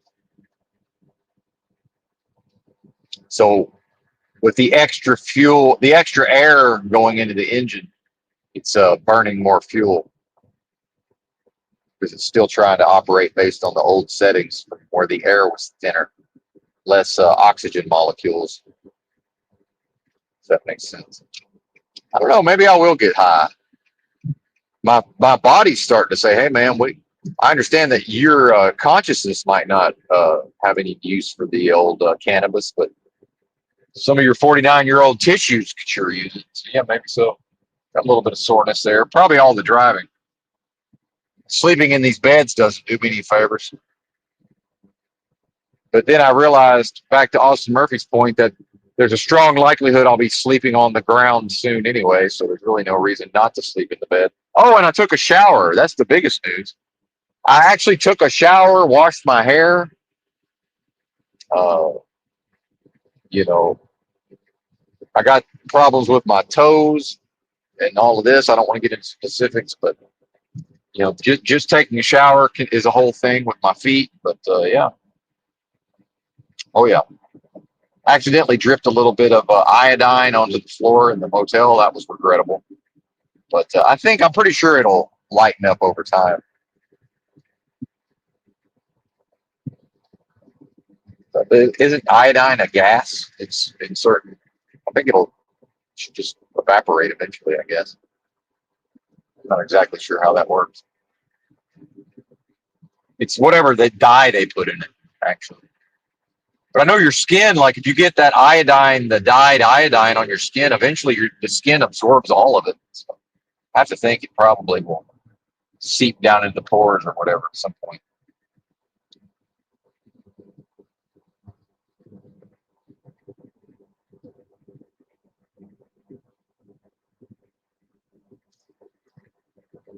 Yeah, I guess that's enough on the spiritual discourses. At least for now, it was a meandering. It took me a while to get there, and but I definitely made the points that I wanted to make.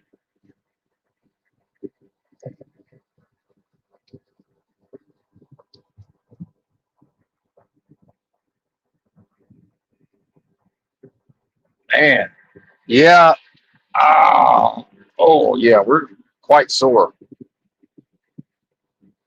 quite sore.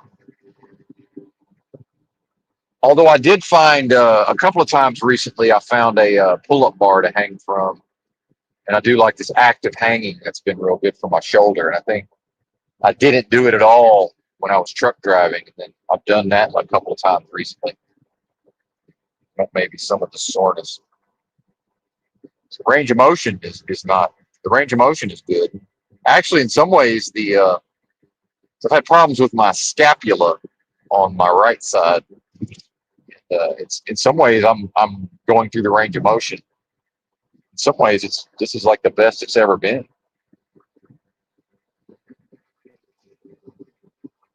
Might be time for a little bit of. I don't do a lot of yoga as far as poses. Well, I don't do any, but I do sort of invent my own stretching along the way. Might be some of that coming up soon. What a blessing. Hopefully they have a restroom. In California, it's not a given to be able to use a restroom in a store. So we'll be going on break here shortly, and then we'll come back with coffee, and after that, it'll be time for dark chocolate. Uh, I know I'm going to want to eat. I got another pack. I bought 2 packs of cookies. But man, that whatever that was yesterday really, I'm not diabetic, but it was probably some version of a, insulin spike or whatever that is, which is fine. I realize now you don't have to stop so early in the day. It worked out good though, and I prefer to drive. I prefer to stop as early as possible if I'm going to end up driving to be able to beat the traffic, and that's hard to do in California. You got to leave very very early to beat the traffic. If folks aren't aware of San Jose is a fucking gigantic city. It sort of gets lost in the San Francisco Los Angeles shuffle to some extent, but I don't know what the city limits is of San Jose, but it's It's several million people, right? I know it's got to be over 2 million. I don't know. Maybe I'll look it up. I don't know what the metro is, but I guess the metro leads into San Francisco, I guess.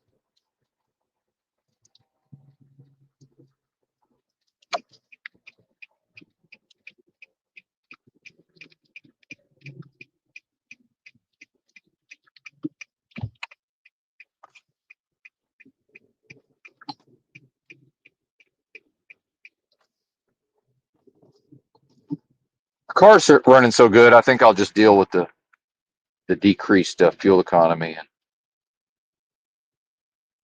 not worry about it. Resetting the computer. Wow, this is a bizarre gas station. They've got a chain link fence where they can just close this whole motherfucker. It's a little weird. And somebody's approaching me on foot. That's always strange too. Like the whoever works here is like was physically moving towards me when I pulled onto the lot, and he's out there like looking in the trash can. And I had that happen. I stopped at a place that wasn't even open yet, and it's like nope, nothing was happening on the lot. And like the guy that I guess was going to open the store, and I didn't know that they weren't open. He was like physically walking towards me as I drove onto the lot. Like that's always a weird. It's just a weird thing. But anyway, I'll be right back. We're going to find out if they have coffee or not.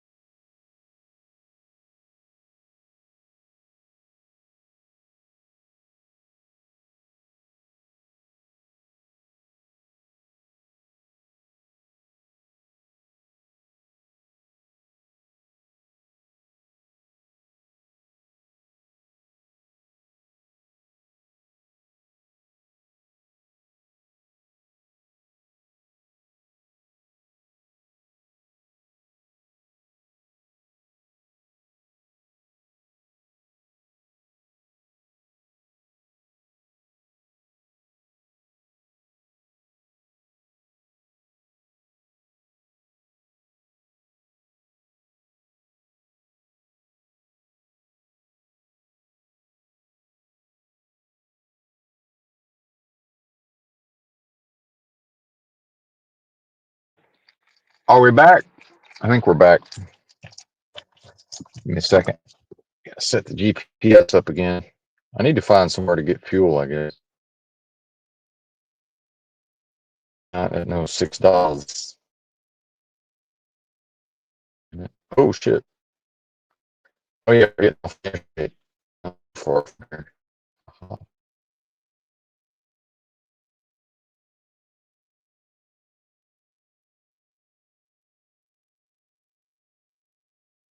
gas. The app hasn't been working.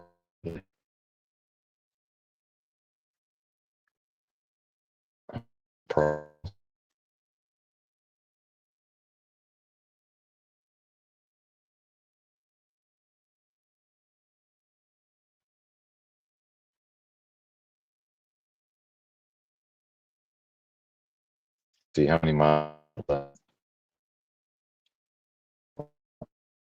Here, man, my internet's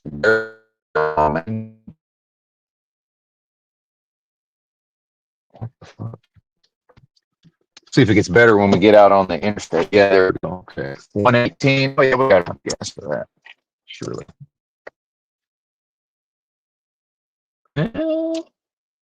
Oh, you got shit. Oh, so I don't know what happened. I think maybe the clutch wasn't pushed in all the way. I was like, oh, is my car not going to start? That was fucking weird. Yeah, I think maybe the clutch wasn't pushed in all the way. Bam, bum, bum, bum, bum, bam, bum, bum, bum, bum, bum. They were jamming out in the gas station there.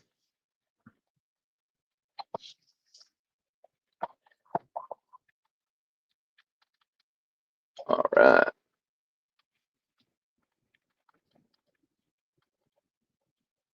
Got our coffee.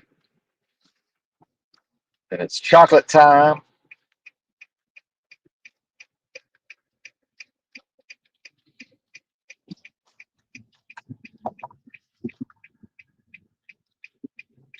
Get up to speed and start yapping.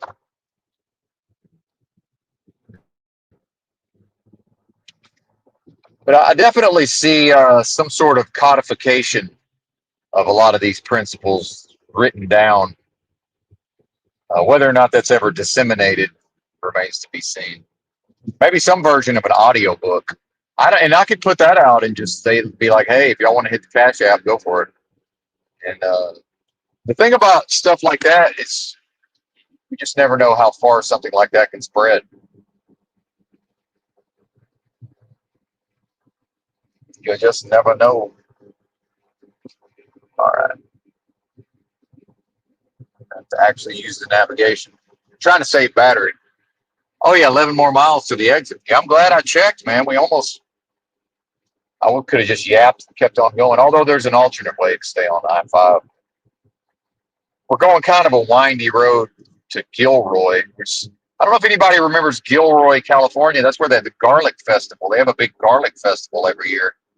First time I ever came to California, I came up 5 and cut across through Gilroy and ended up going to Santa Cruz. But apparently there was some kind of one of these media events around violence, ultra violence, a bang bang. There was one of those in Gilroy. I don't know when exactly. At some point in the past. There's truckers all over the road, man. Get around here.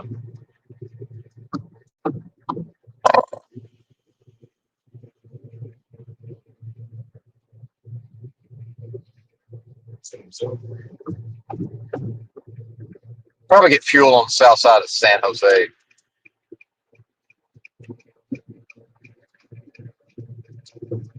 Just to be safe.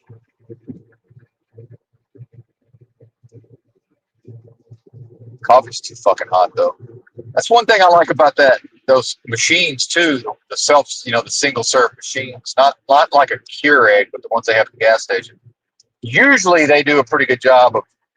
It's hot, but it's not like gonna kill incinerate your tongue. This is just way too fucking hot.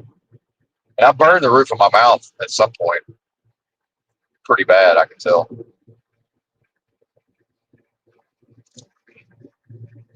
Oh, this is trash, but I figured it would be. Actually, it's not as bad as I first thought.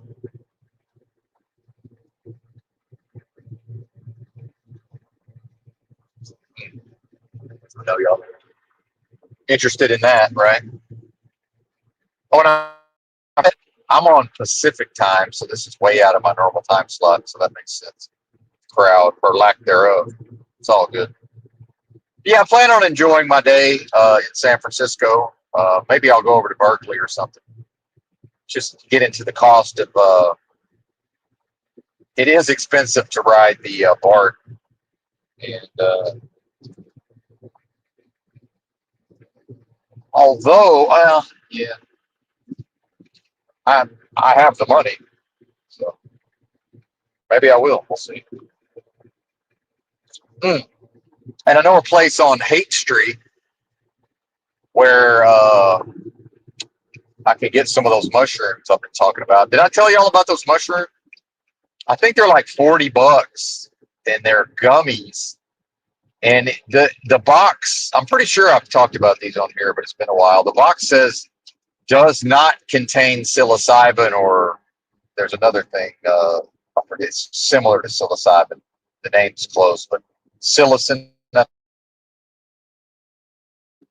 But I ate like, and what I do with mushrooms, and I don't eat them for like entertainment necessarily, or in the past I haven't.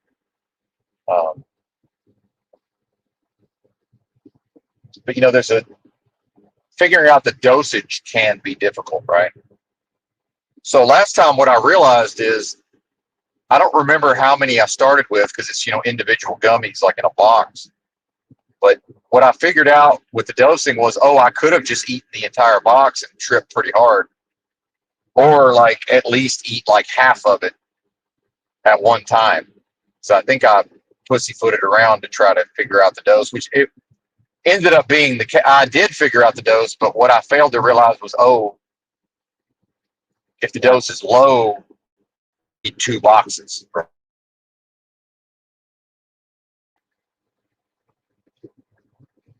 I'm trying to remember. Maybe I bought a second box later on, and maybe that's what I did. Maybe I did half. I don't even remember at this point. Not exactly sure what I did.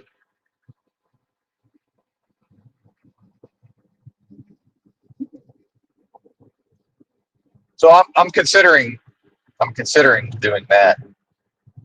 Apparently, they supposedly there's been like tobacco shops or head shops in the Bay. I think there was supposed to be one in Oakland where you can get actual like those mushroom chocolates, but it's kind of the same problem. Like I want to be able to figure out the dose, and that's why I actually back in the day when I was doing them for spiritual purposes, I wanted the actual mushrooms, which is what I've never even done the mushroom chocolates. And then whatever they sell at the head shop or on Haight Street, some kind of spiritual type of shop. Um, I don't know what I mean. I don't know what's in there, right? And maybe it's some of it is the Amanita muscaria or whatever. I know they have like the lion's mane or whatever nootropics for. If anybody's ever eaten a pretty decent dose of mushrooms, there is sort of a kind of a depleting effect on some of the brain chemicals, the day or days afterwards. There can be. So I think it's some compounds in there to combat some of that as well. But I don't know. We might do it. We'll see.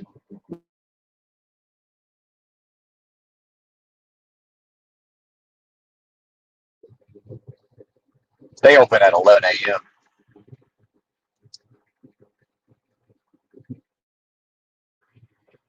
Quite a ways from now. It's what, 2 a.m. Yeah, 2 a.m.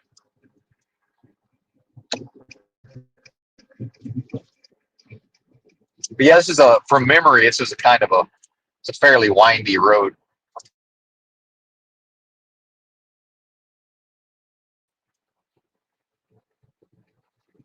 Uh, the plan yesterday.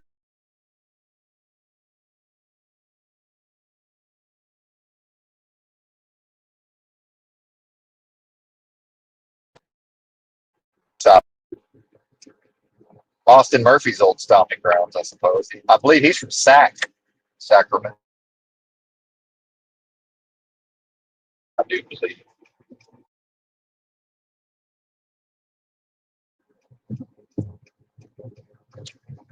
Not a huge fan of SAC, but UC Davis campus is just outside of. That's a nice little town, Davis. Davis, California. That's a nice little town. I mean, not little, but it's a college town. It's a nice college town. I've slept rough in Davis near the campus, Austin Murphy, under some bushes, along a chain link fence, sir. I could probably, unless they've changed, if everything is more or less as it was, I could probably find it on the satellite view if I looked hard enough. I found a chain link fence with, and I'm not good with shrubbery or trees, but some sort of shrubbery foliage that I was able to crawl up under there and comfortably sleep, without inconveniencing anybody. It might have been on the campus. I'm not even sure, but worked out well. I slept there several nights, as I recall. I like sleeping rough. I don't know what Murphy's talking about. I guess it's the idea, again, back to the identification with Moloch's machine in this realm and this delusion. This idea that I'm bad, I'm guilty, I'm bad, I'm shameful because if I have to sleep outside, it's like, bro, I've in Buda, Texas, south of Austin, and had literally like 10 grand before. Like, not that that makes it better or different. It's just that outside if I want to. Like, what's the difference? I've been there and done that. That was when I was still a little bit closer to, being used to homelessness. So I guess it was just more appealing. Not, I guess I viewed the staying in a motel as a waste of money back then, which it was to some extent. But then that was when that's when my car got shot at. If anybody remembers when my car got shot, my previous Nissan Versa, when I was camped out. Actually, I just pitched my tent because I like to go to bed early in the afternoon, early evening, and a Hispanic appearing fella in probably in his 20s shot my car right in front of me, which was quite strange. Pre-pandemic, I think. Would that? I don't know. Was that might have been during the pandemic? I don't even remember. It would kind of make a little more sense in a way. Just the crazy shit going on, right?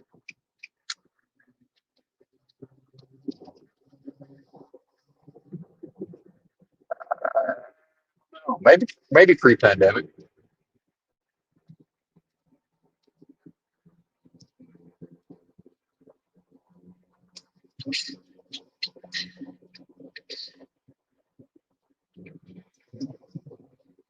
perhaps.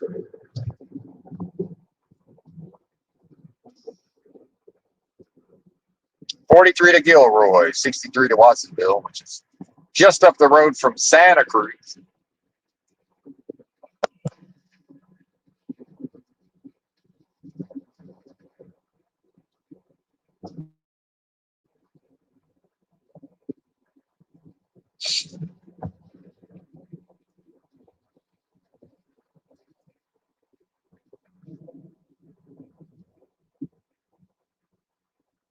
They finally figured out, yes, I'm really going 60.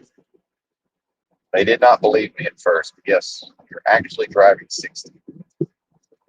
I suspect y'all are probably going closer to 70, so I'm going to speed up to 65 if you'll ever pass me. Thank you.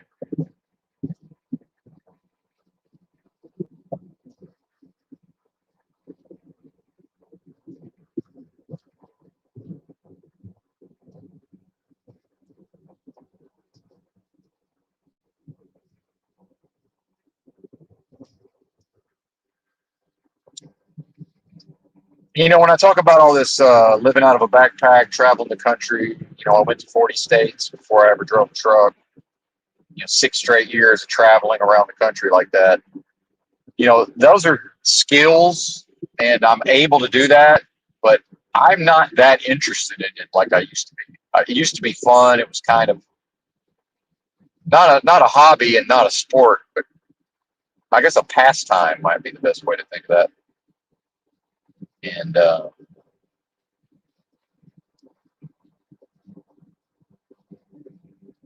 Maybe I should have stopped here. Petro fuel is 465. I like to get that Arco. I like that Arco gas when I can find it. But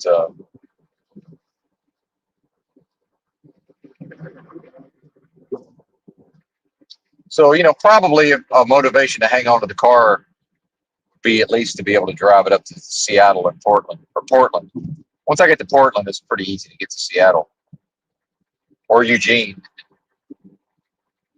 If folks haven't ever heard me talk about this, Oregon is one of the few states that allows hitchhiking from the interstate, meaning just stand on the shoulder of the interstate and get rides.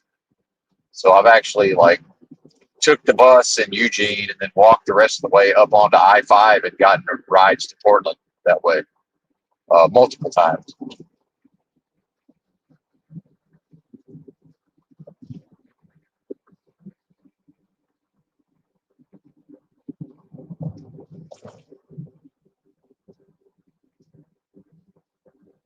One time I hitchhiked with another guy that I ran into. I guess it was a hitchhiking spot and I just didn't know about it. And there was at least one person hitchhiking. So we got some cute girl in her 20s picked us up. And it's funny because when she let us out, he'd been flirting with her a little bit. He thanked me for not making it weird, or so I just basically just sat there and anytime I could sort of help him out or add to the conversation, I did. But I was like, I'm old, man. Why would I? I would have been. How long ago was that? I don't know, but I was certainly in my 40s. I was like, yeah, man, you're her age and I'm old. Like, why the hell? But a lot of guys will just always cock block. Have y'all noticed that? A lot of guys will. It's like, yeah, I'm not doing any of that. She wasn't looking for no 40-year-old. And if she was, I'd be worried about her. I'd be like, hey, why are you trying to find a 40-year-old? This is crazy.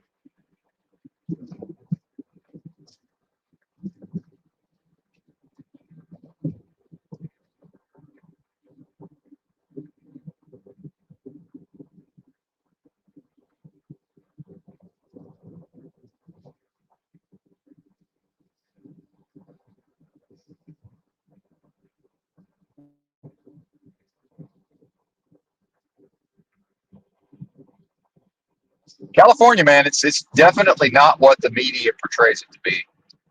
And I won't say I feel bad or, I don't feel as far as MAGA types or middle of the country types or people who would not be caught dead in California.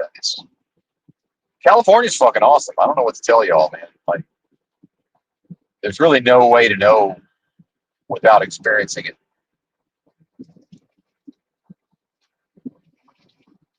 But yeah, of course, there's negatives. Just like every place has its negatives.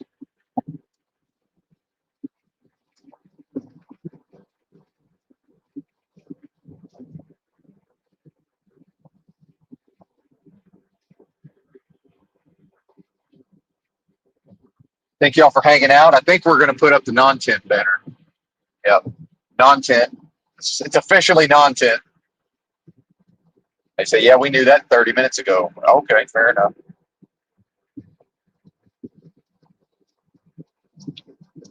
Fair enough.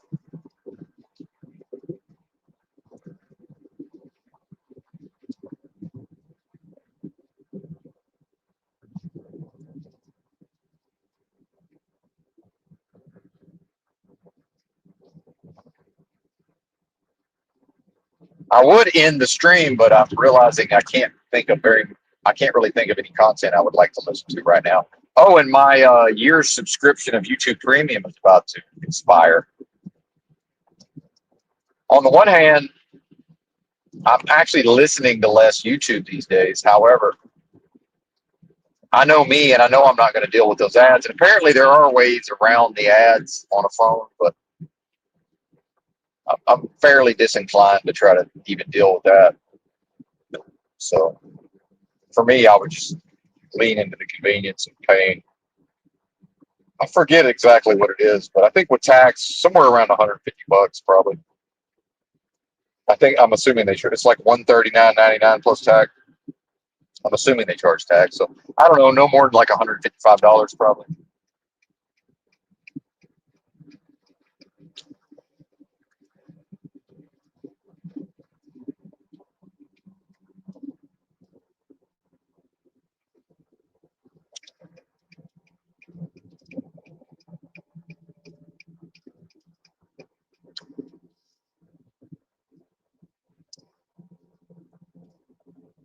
Oh man, I'm trying to see what speed these semis are going to go. We just climbed a hill.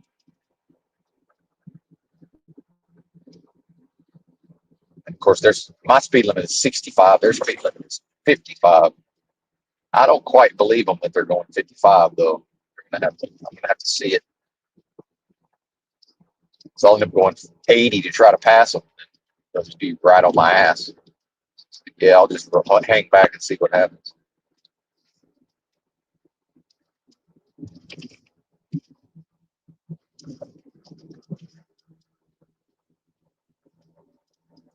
Yeah, I think they're speeding up now. Yeah, I'm starting to speed up a little bit.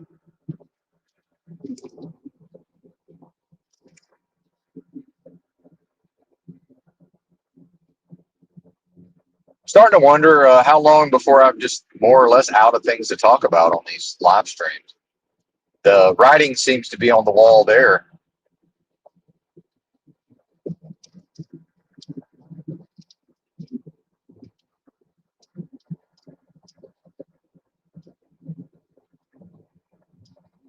Probably I'll start working on some version of a manuscript or at least an outline of a lot of these principles, and maybe eventually some sort of formalized document. Maybe, perhaps. We shall see. Damn, there's some people going like real fast. They almost took this little curve too fast. Little lack of driving skill, or maybe they're distracted. I don't know. Strange. They're going like 100. Yeah. Wow.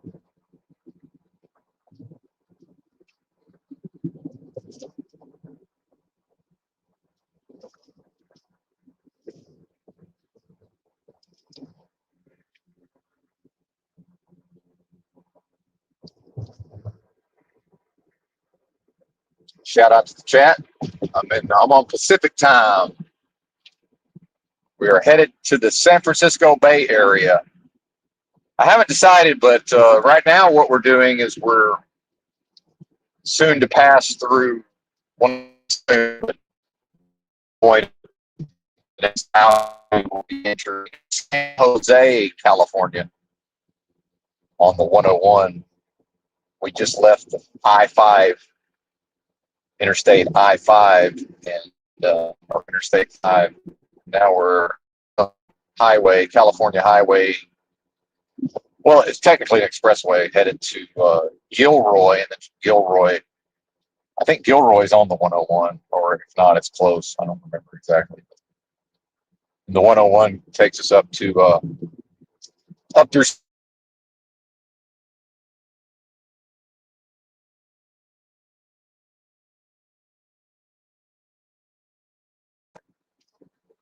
And so then we get into tech land. And, probably going to park at a BART station and take the train into the city. Do a little park and ride. I know the more red state, middle of America types want to drive their car everywhere, but to drive, I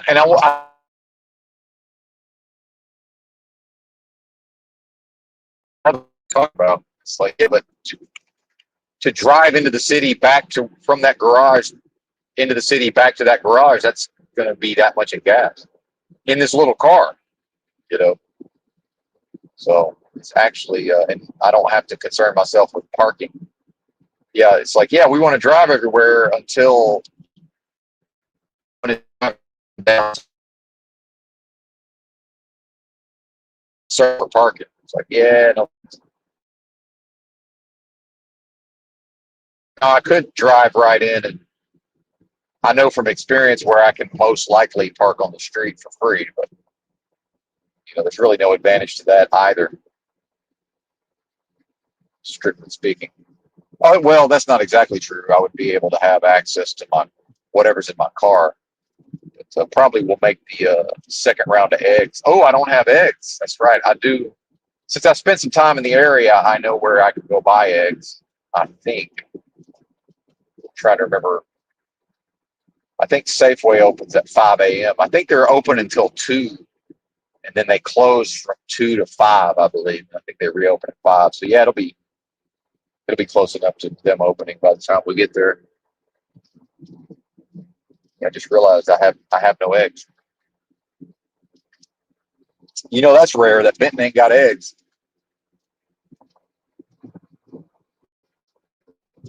I had the last of them before I left the motel room.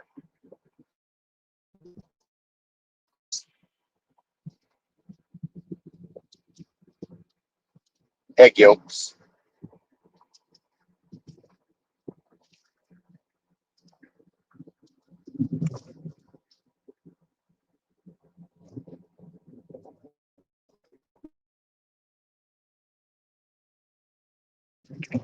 Oh, I found channel.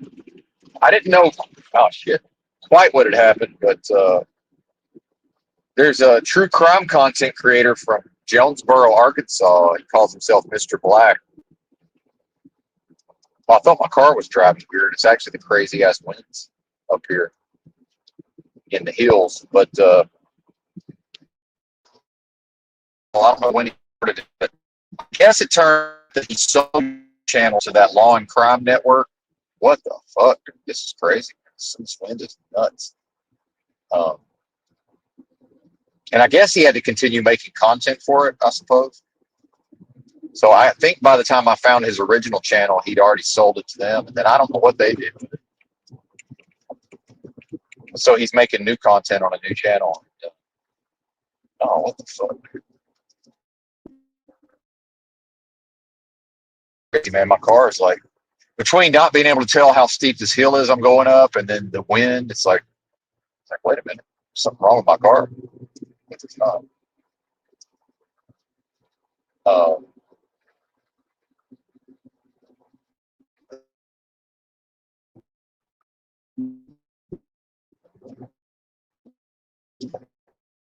one about like 50-year-old lady in Jonesboro who was attracted, by Arkansas stand for her age, right?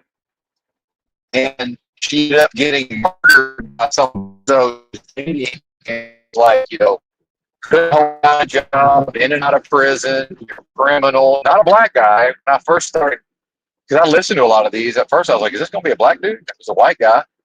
And, again, not to make fun of the ladies, not to woman bash, but it does show, and I don't think desperation is the right term, but it's just, just looking at the guy, and I'm like, wow, he's like not even attractive. Now, who knows what his personality was, supposedly. And he had been apparently dated multiple women over a period of time in the area. And this other woman said he was charming or whatever, but that's probably just the dark triad, that whatever those, that, psychopathy, Machiavellianism, and I always forget I guess narcissism. And one thing I would like to impress upon the ladies is when they meet a man with those traits, that those traits specifically are attractive for whatever reason. But then when the relationship becomes abusive or goes bad, that the things they experience on the bad side, those are the exact same things that attract them in the first place. I don't think a lot of ladies really realize that. It's like, yeah, it's like the flip side of that same thing that attracted them in the first place.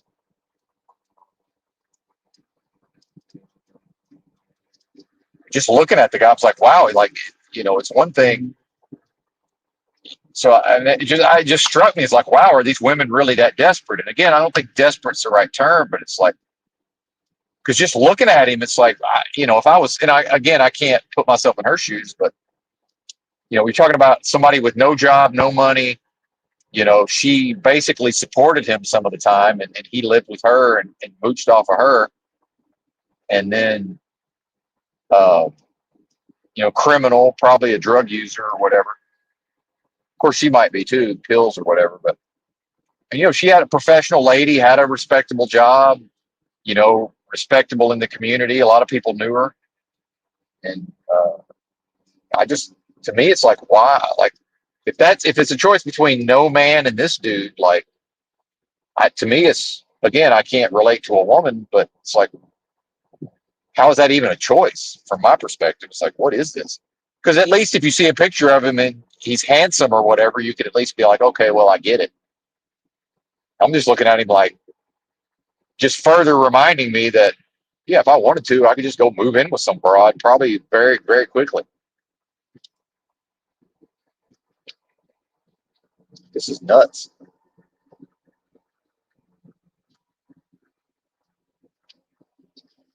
Now I'm falling behind some straight truck. It's downhill. It's like, man, are you gonna burn your brakes up? He's had his brake lights on this whole time. All right, bro. He's kind of risking it for the biscuit here.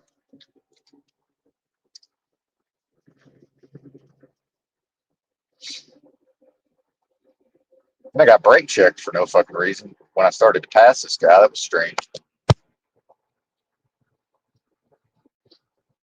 I was getting behind somebody that was passing, and then he just brake checked the fuck out of me. It's like, all right, dude. I don't know what that's all about, but okay. Bizarre. What does he care? Because he's going way faster than I was going to go to pass this guy.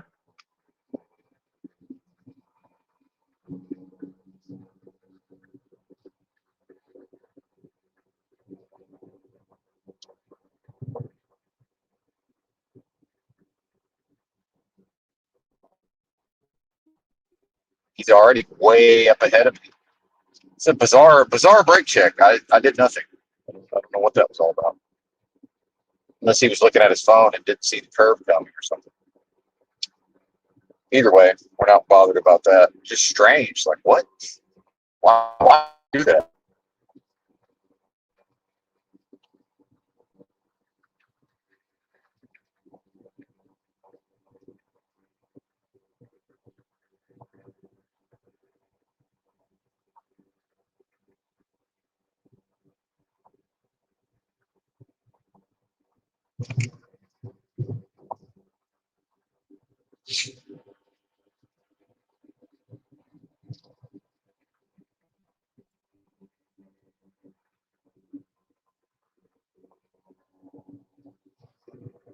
Well, and I don't know when this comment came in, but someone asked, why not truck a bit more to save up more money? Well, and I would ask you to do what with the money? Just, you know, rhetorically, why? Well, to do what with the money? And I know I sound sarcastic, but I'm not. I'm actually asking genuinely.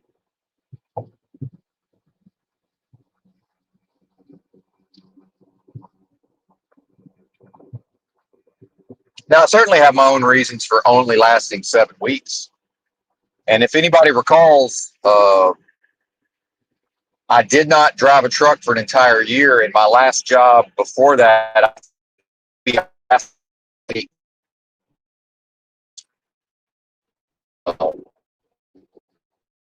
a lot more spot market freight, and I quit because they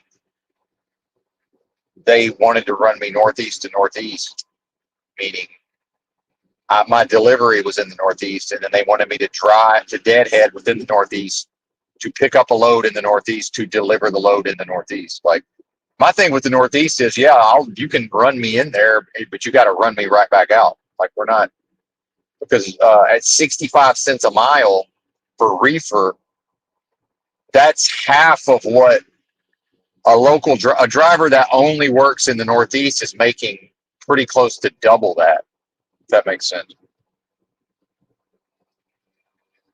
So it's like, yeah, if y'all want to pay me more, right?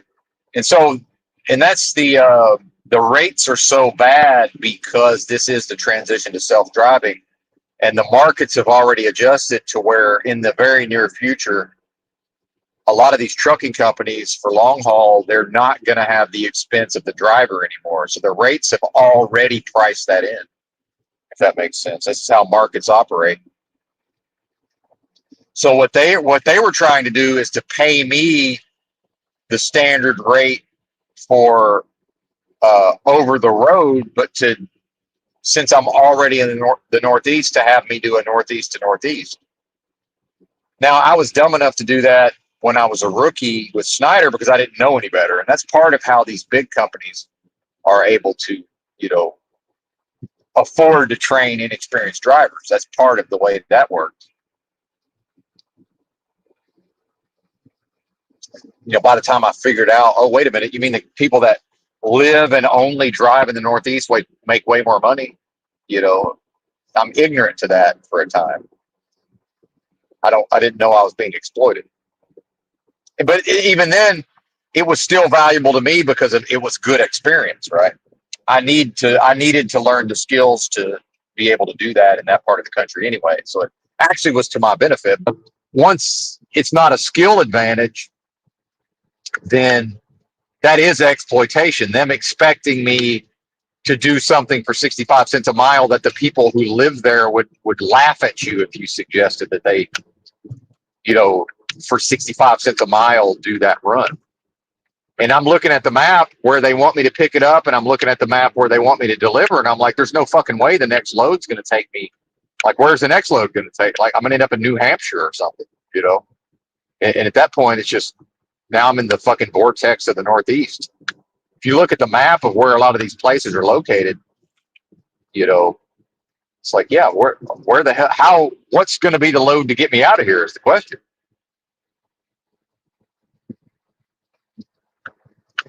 And actually, if that was dry van only, I probably would have stayed with that company a lot longer.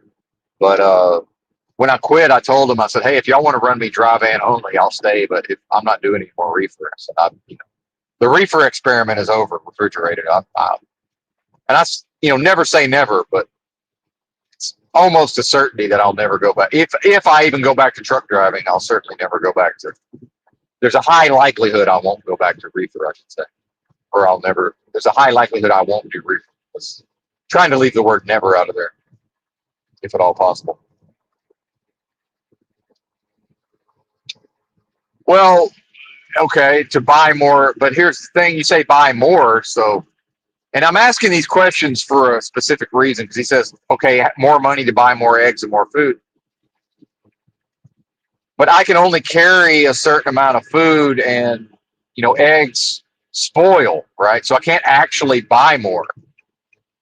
So, and I'm doing this sort of as a way to approach how to think your way around a problem. So more implies that if I normally buy 18 eggs, well, now I'm going to buy 36 eggs. But as we know, there's only a certain amount I can consume in a given time. They're going to go bad. Same thing with just, canned goods or other food. They take up room and they're heavy, right? Logistically, it's like, how do we move these things around? But then also, so what you're actually suggesting is, I'm assuming, and probably it'll be posted in the chat. Well, actually, I have been homeless, and I know all about this lifestyle. But assuming you've never had an amount of money, and then we're going to go live, and you know how to be homeless, and no matter what happens, there's a high likelihood you are going to run out of money. So all truck driving for a longer period of time the only thing it will accomplish is it will take longer to go broke. But from my perspective, if I'm going to run out of money, there's actually no advantage to making that a longer period of time. And in fact, to somebody who would fear being homeless with no money, meaning that they have never, even if they've experienced it temporarily, they've never fully adapted to it. I've lived that way for years at a time. And in fact, I've technically been homeless since 2012. What I would say is, based on my experience, there's actually no advantage, because all the higher amount of money would do is it would delay the point into the future, farther into the future, where I would have $0. And as somebody who doesn't fear that, and as somebody who knows, somebody who's adapted to dealing with that, that's not an advantage in any way. If I had I have about $6,500. If I had $1,000, it's all that difference in unless I'm going to buy something that specifically costs, you know, more money than $1,000 or whatever, or if I have something I'm going to do, if it's just day to day expenses, there's absolutely no advantage to delaying when I will run out of money. If that makes sense, it just doesn't mean it has no meaning. So, and I'm not trying to accuse the commenter, and I'm using this more as a thought experiment and to sort of show people, again, not the commenter, but to show how easily logical errors can crop into people's thinking. And again, I'm making assumptions, and the commenter's free to then say, oh, well, that's not what I meant. I'm not saying that's what you meant. I'm saying that I'm using your comments to make a larger point, which is, and please don't double down on being right. Like there's also no advantage to being right through argument. That's another mistake that people frequently make. Like in a vacuum, there's actually no advantage to being air quotes right in a back and forth. That's merely a human desire to not be viewed as wrong. And what's the reason to not be viewed as wrong? Because there can be guilt and shame attached. So, does the being, and again, not accusing the commenter, I'm doing this, I'm extrapolating to make a point psychologically, can the being recognize, oh, what is the motivation for, now the person that I'm listening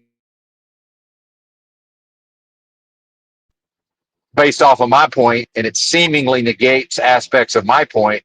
Oh, I better double down, and I better, you know, I better seek to buttress my own assertions, right? What I'm saying is there's no benefit to that. I don't benefit from that. You don't benefit from that, and the audience doesn't benefit from that. But it's a very human thing, and of course, I have my own versions of that. Show me a human, I'll show you a hypocrite. But what's instructive here is to point out strategically, there's no reason to continue the truck driving merely to gather more money. Now, timing wise, there could have been a strategic advantage. Now, I will say this. So, and you didn't have perfect information because you didn't know why I chose to go back to truck driving after a year off. Part of that was if I was going to keep my CDL, I needed to go back to Arkansas at a certain point. Now, some might say, well, why not get a license in another state? Well, I'm telling you, based on my purposes, I was going to have to go back to Arkansas. That's just full stop. My license. Now, I had found out that the early 90 days from my birthday in August, and that turned out to be middle of this month, right around May 13th, I believe, 13th or 14th. And then also that happened to be my car tags were expiring at the end of May. So I, in fact, timed my return. So I knew, okay, either I'm going to have to get like a California license or non-driver identification, which, it's doable, but it's a whole thing in order to stay on the West Coast, right? And then pretty quickly, I'm going to have a car without valid tags, right? And then that car is also not going to be insurable at some point based on the tags being expired, right? And then now we know there's databases around registration and insurance and all of this. So yeah, I might be willing to continue driving the car, but then it's like, hey, if I get pulled over, at some point I'm probably going to get pulled over, and maybe they're going to give me a ticket, maybe they're not. California tickets are way more expensive, but then even if they don't ticket me, even if they don't tow me, it's like, yeah, at a certain point, I can't really. This is not sustainable to just keep driving this thing around. And then furthermore, so it's like, okay, I had enough money. I had just enough money to drive my happy ass to Texas or back east, right? And I knew from experience, most likely I'll be able to get a truck driving job. So I drove my happy ass to Texas and found a truck driving job in short order and drove the truck. And I almost quit after like the fourth week because then I had enough money where I knew I could go hang out in Arkansas and wait around to be able to renew my license, right? But I let them talk me into staying, partially for the reason that the that the commenter says, well, why not drive truck longer? Well, actually, I already did that, to be honest with you. Like, I already did drive the truck for longer because I cleaned the truck out and drove away from the yard. And in fact, and timing, a lot of this is intuition and timing. Like, and some of that is sort of just trusting oneself. That's the spiritual surrender, trusting oneself to know when the time is right. So the first time I cleaned the truck out, I realized, okay, the timing isn't right yet. So then I drove the truck for a few more weeks, 3 to 4, whatever that was, 3 or 4 more weeks. And then when I came back to the yard, it was the blitz. I had scheduled home time. My original plan was to go to Arkansas, get this in my car, get this stuff taken care of, and then come back to truck driving. But the more I checked with my spidey sense and my intuition and all of this, I realized, okay, it was the time to leave the job. And certainly the way the job was communicating with me was like, hey, like, we know you're still here and we have to deal with you because the self-driving trucks aren't quite here yet, but they're coming. So we're about to boot your ass out the front door anyway. And they're kind of already treating the driver that way, if that makes sense. And surprise, surprise, with the economic factors, and it's poor treatment anyway, even in the best of times, but it's poor treatment. So, I don't know how many of the drivers other than me are really aware of that, but I see the writing on the wall that, I'm more or less, the company treats me as if I'm a nuisance, right? That they really don't want to deal with. And that they see that, oh, pretty soon we're not going to have to deal with this nuisance.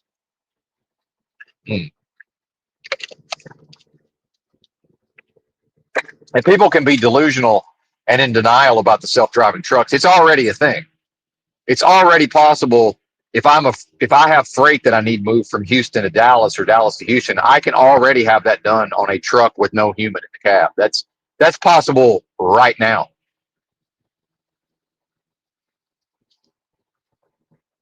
Why am I being bright lighted? That car brighted me. I wonder if my lights aren't bright, but sometimes if the headlights aren't properly aimed, they look like they're bright. But maybe they're letting us know the popo's up ahead. Hard to say. Or it could have been an accident, inadvertent flashing of the high beams. That happens. But you see how I'm tying everything together, because one of the mistakes I see in the way people approach like logic and reason and thinking things through is to look at each aspect in a vacuum. But the fact is, the idea of why not work longer to have more money, that idea never exists in a vacuum, if that makes sense. It's always connected to other aspects of strategic thinking and maneuvering, right? And in a vacuum, you're absolutely right. In a vacuum, why not?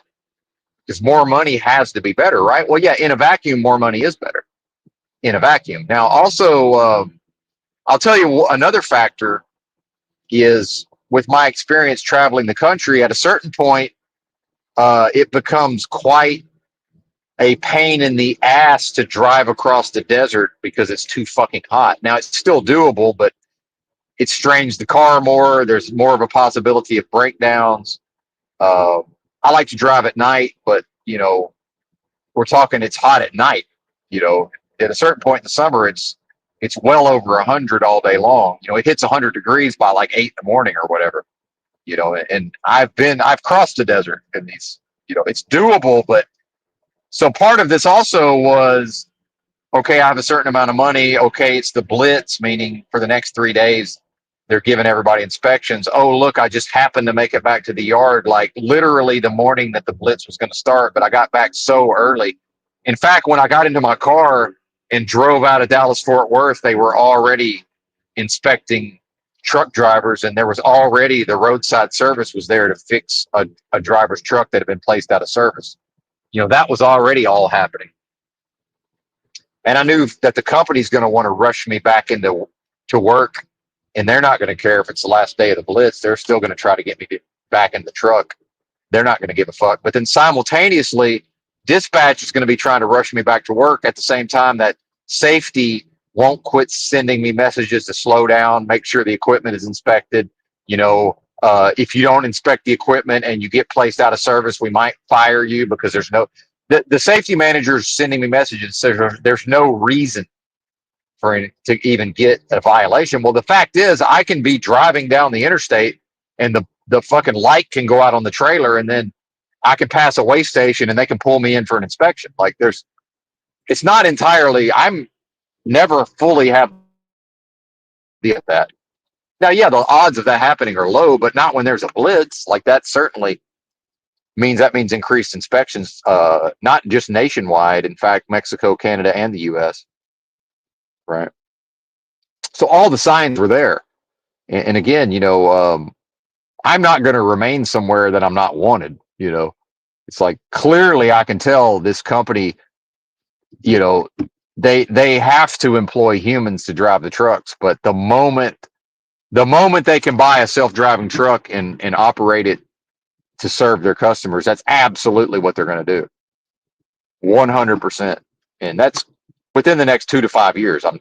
People can be in denial. I can be wrong, but I would bet money in the next 2 to 5 years uh, that companies like the one I was working with will at least be operating some self-driving trucks. And that's quick, man. 2 to 5 years.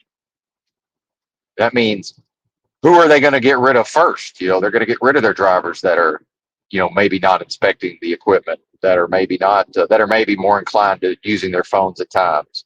And here's something else, like Snyder, the big company I started with, they had a policy of, here's how they were with the note. You're not even really supposed to have phone calls while you're driving. From what I remember, no headset. So it's just sort of a given. It's a given in truck driving. Oh, you can talk to your honey bunny or whoever on your headset. Not Snyder. Snyder is known as a safety company, and they're like, you got to pull your ass over, partner. Right? We don't want you. No, just zero distracted driving, meaning not even a phone conversation. Um, and the company won't even talk to you while you're driving. Like if I call the company and if they suspect I'm driving or they know I'm driving, they'll like hang up the call or whatever. Right?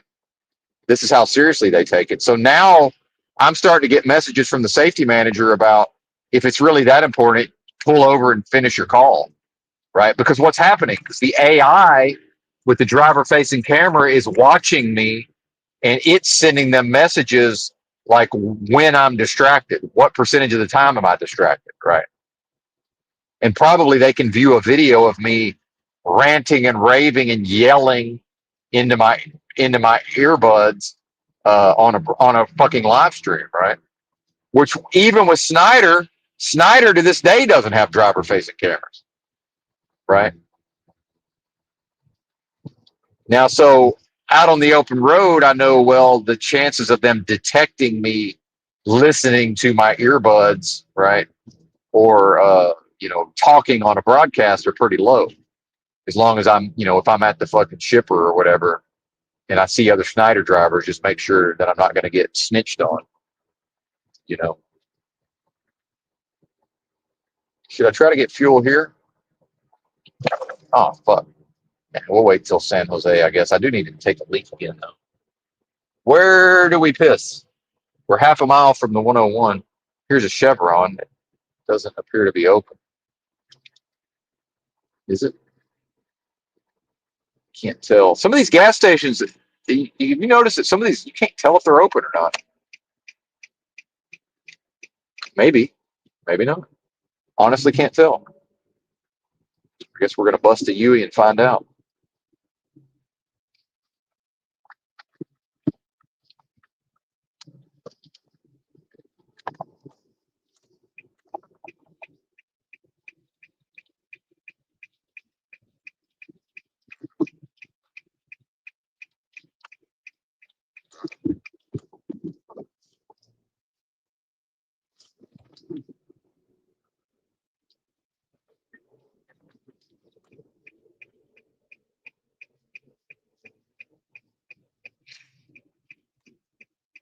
Cops are out here looking for something. I don't know what he's doing, flashing his lights around.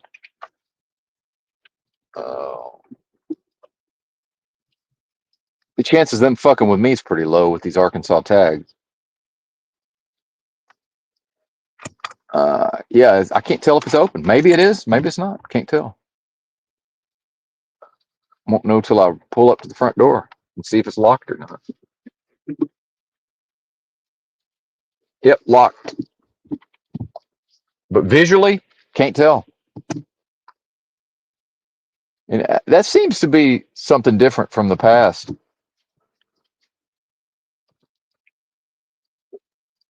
That in the past, it seemed like it was a little more obvious if a place was open or not.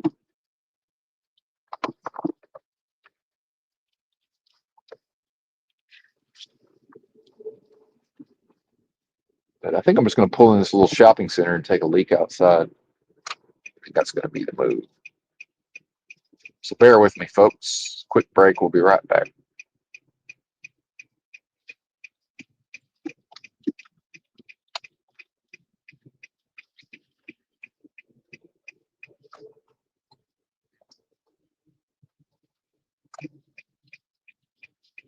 There's a little few. There's too many people in that parking lot. I guess overnight stocking at the Tractor Supply store. So we'll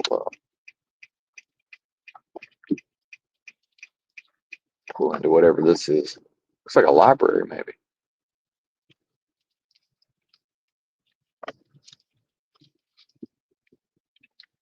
No, not a library. All right, let's go over here into the darkness. Into the darkness. All right, BRB.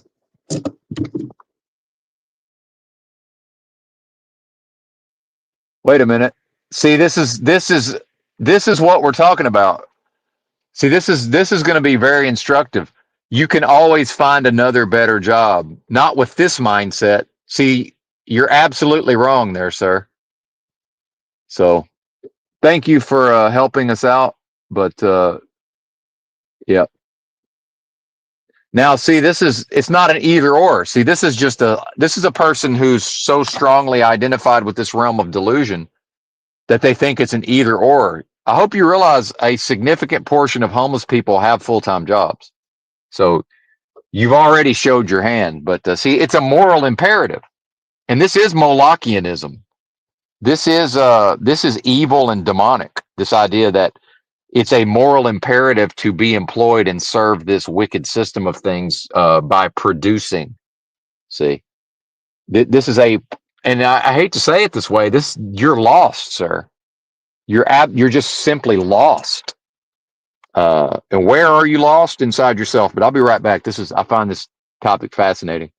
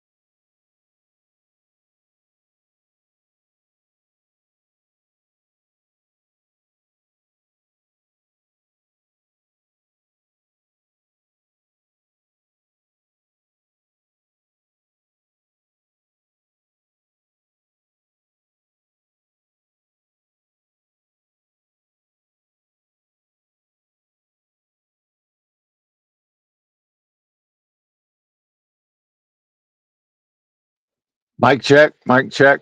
But yeah, this is certainly instructive. So I'm glad this is happening because this is one of my favorite things to do because I get to destroy a person's what a person just considers to be common sense. I get to destroy it with irrefutable logic. Right now, my experience of after in the process and after I've destroyed with logic, what happens is appeals to emotion via ridicule. The person not being able to logically make their case will then have nothing left other than emotion, appeals to emotion and ridicule, right? what I call the fickle feelings of the peanut gallery, which again, anybody can appeal to those at any time. That means nothing. That represents nothing. So here's number one. Here's where I would start based on my understanding of these notions around. So my mindset is the problem. See, so we're already starting with the premise of number one, we're saying it's always better to have a job than be homeless. So number one, that's implying something that's simply untrue, which is that go get a job means the person's no longer homeless. That's simply not the case.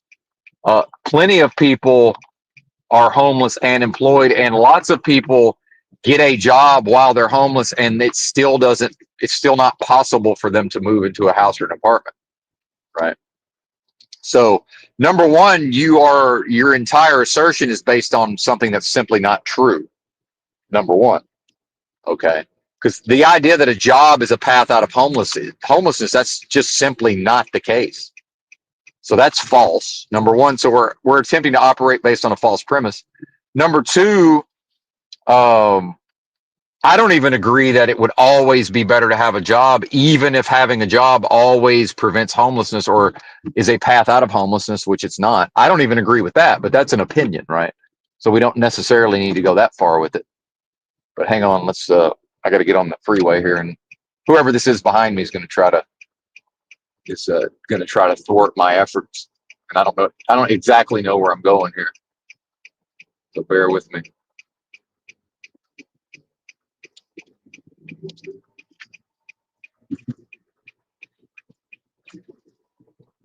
It's already rush hour, so people are quite impatient. It's like not even 3 a.m. and it's already California rush hour for whoever is out here on the roads anyway.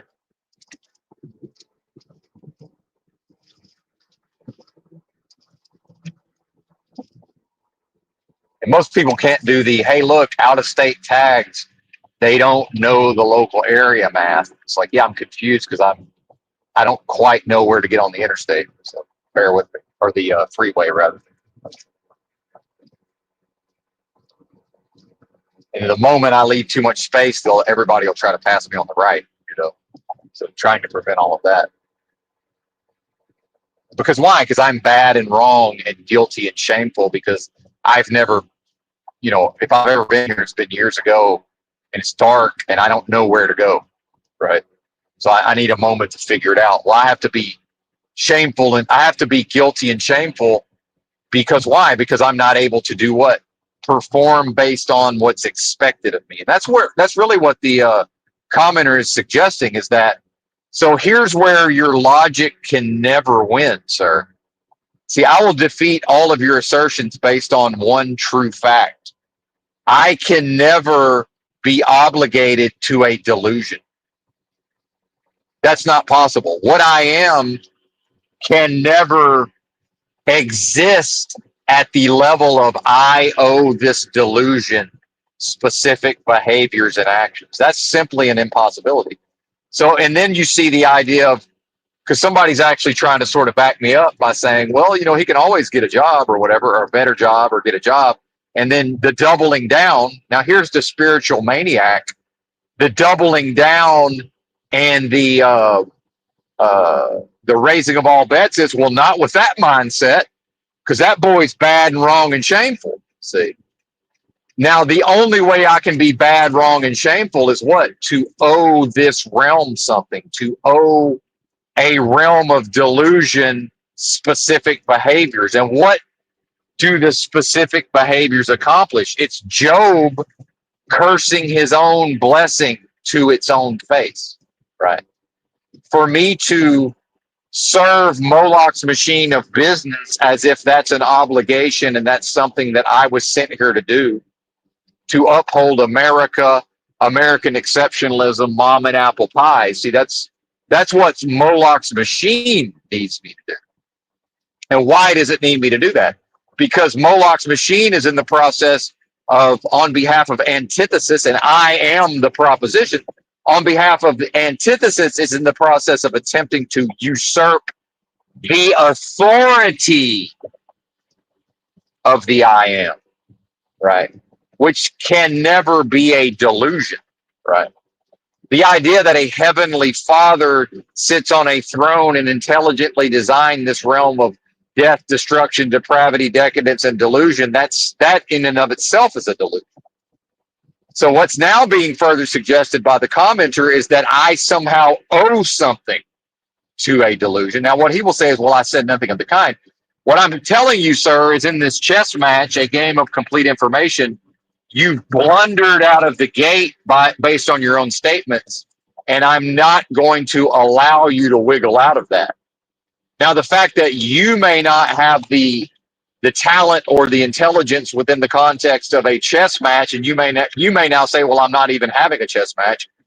Well, the fact that you don't understand that is neither here nor there. That there is a strategery and a back and forth is like a sword fight.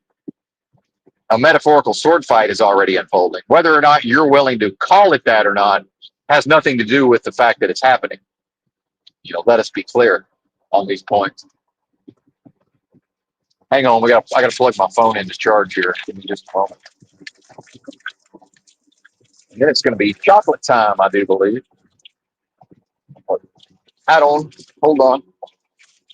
So what's happening is the being is most likely operating based on their belief system that's been given to them through Moloch's machine. All of these things they've been taught via the realm itself, and they haven't scrutinized, what is the validity of this belief and how does this belief serve me, right?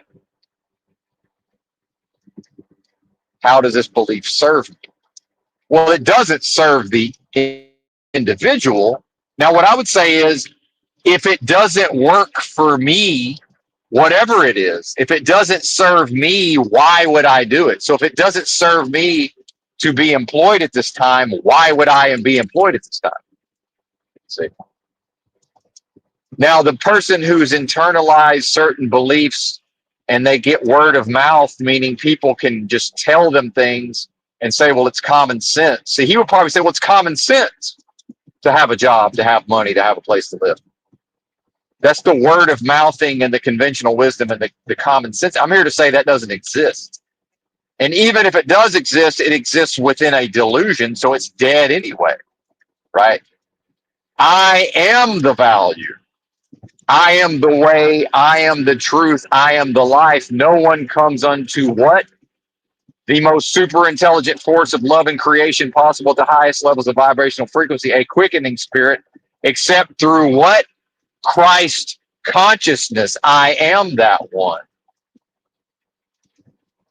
See, when a person knows exactly what they are, when I know exactly what I am at the level of true knowledge of self, I am always able to quicken my spirit. See, I can always take evasive action. No weapon formed against me can prosper in this delusion, because I properly identified with what I am, which is a quickening spirit. I can always, when you aimed at me, I was moving at a particular speed and you launched your attack, I can always quicken. So I can always be in a different area by the time the attack is coming my way. I can always be at a higher level, right? Always. That's never not possible, as we see here. Now, only by convincing me that there's something in it for me to identify, not with my own nature, but to identify with the realm itself, which the realm says, well, no, sir, you're here to serve the realm. You're here to produce for the realm. And in fact, if you, sir, don't produce for the realm, that's guilt and shame. And I'm here to say what I am is incapable of experiencing guilt and shame. So that, again, the quickening spirit. When I'm tapped in each now to what I am, which is the most super intelligent force of love and creation at the highest levels of vibrational frequency, a quickening spirit, that can never even conceptualize guilt or fear or shame, much less experience it. So we can see that the negative motivations of the realm can never actually be effective against me. It's not possible. It's simply impossible. And what a blessing that it's impossible, right? Oh, we're getting emails. Vizia. Oh yeah, thanks. Yeah, look at this tough guy. Exactly. Well, and see, it's what's interesting is it's someone who knows symbolically, subconsciously how weak they are, right? This is someone deep down who understands at a visceral, deep down level how weak they are. So it's a buffalo front or a false front, a bulldog front of always acting like they're strong. And that's, again, back to the poker analogy, raising all bets. What does a raise represent in poker? It represents strength, right? Well, poker, bluffing is a part of poker, meaning I don't have to have strong cards to make a strong action, whether that's a bet or a raise. So what we see are maniacs, spiritual attacker maniacs who raise all bets. Well, that only works if I identify with the possibility of having a weak hand. What I'm here to tell you is what I am is incapable of ever holding cards that are anything short of, if we're talking about no limit Texas Hold'em, I'm always holding pocket aces. And there's always two aces on the board. I always, or I have ace, king of spades, and there's always a king, there's always a queen, jack, 10 of spades. No matter what, my two cards always represent the strongest possible holding. So if you look at the community cards, we already know what Benton's got in the pocket. However, if he can be convinced that, well, actually, sir, you don't hold the highest possible card. See? Or if we get to the showdown, what if I'm tricked out of claiming the pot? What if I'm tricked into sliding my cards into the mug? See? All of these dynamics are at play all of the time. These dynamics are never not there. Right. Never. And I know this. Now, the part that I find interesting is where I get to defeat whatever the other person asserts through logic. I get to use logic to logically prove the incorrectness. And I mean literally prove. I get to disprove what's being asserted. And the only thing left is to mock and ridicule and appeal to emotion, thus proving that I've defeated them. When that's all that's left is to mock and ridicule and attack, that's how we know, right? We know for a fact that that person is actually, they're saying, yes, you're right. They're acknowledging the defeat of their own arguments. Because if they are, why aren't they continuing to make the case for the validity of their arguments, right?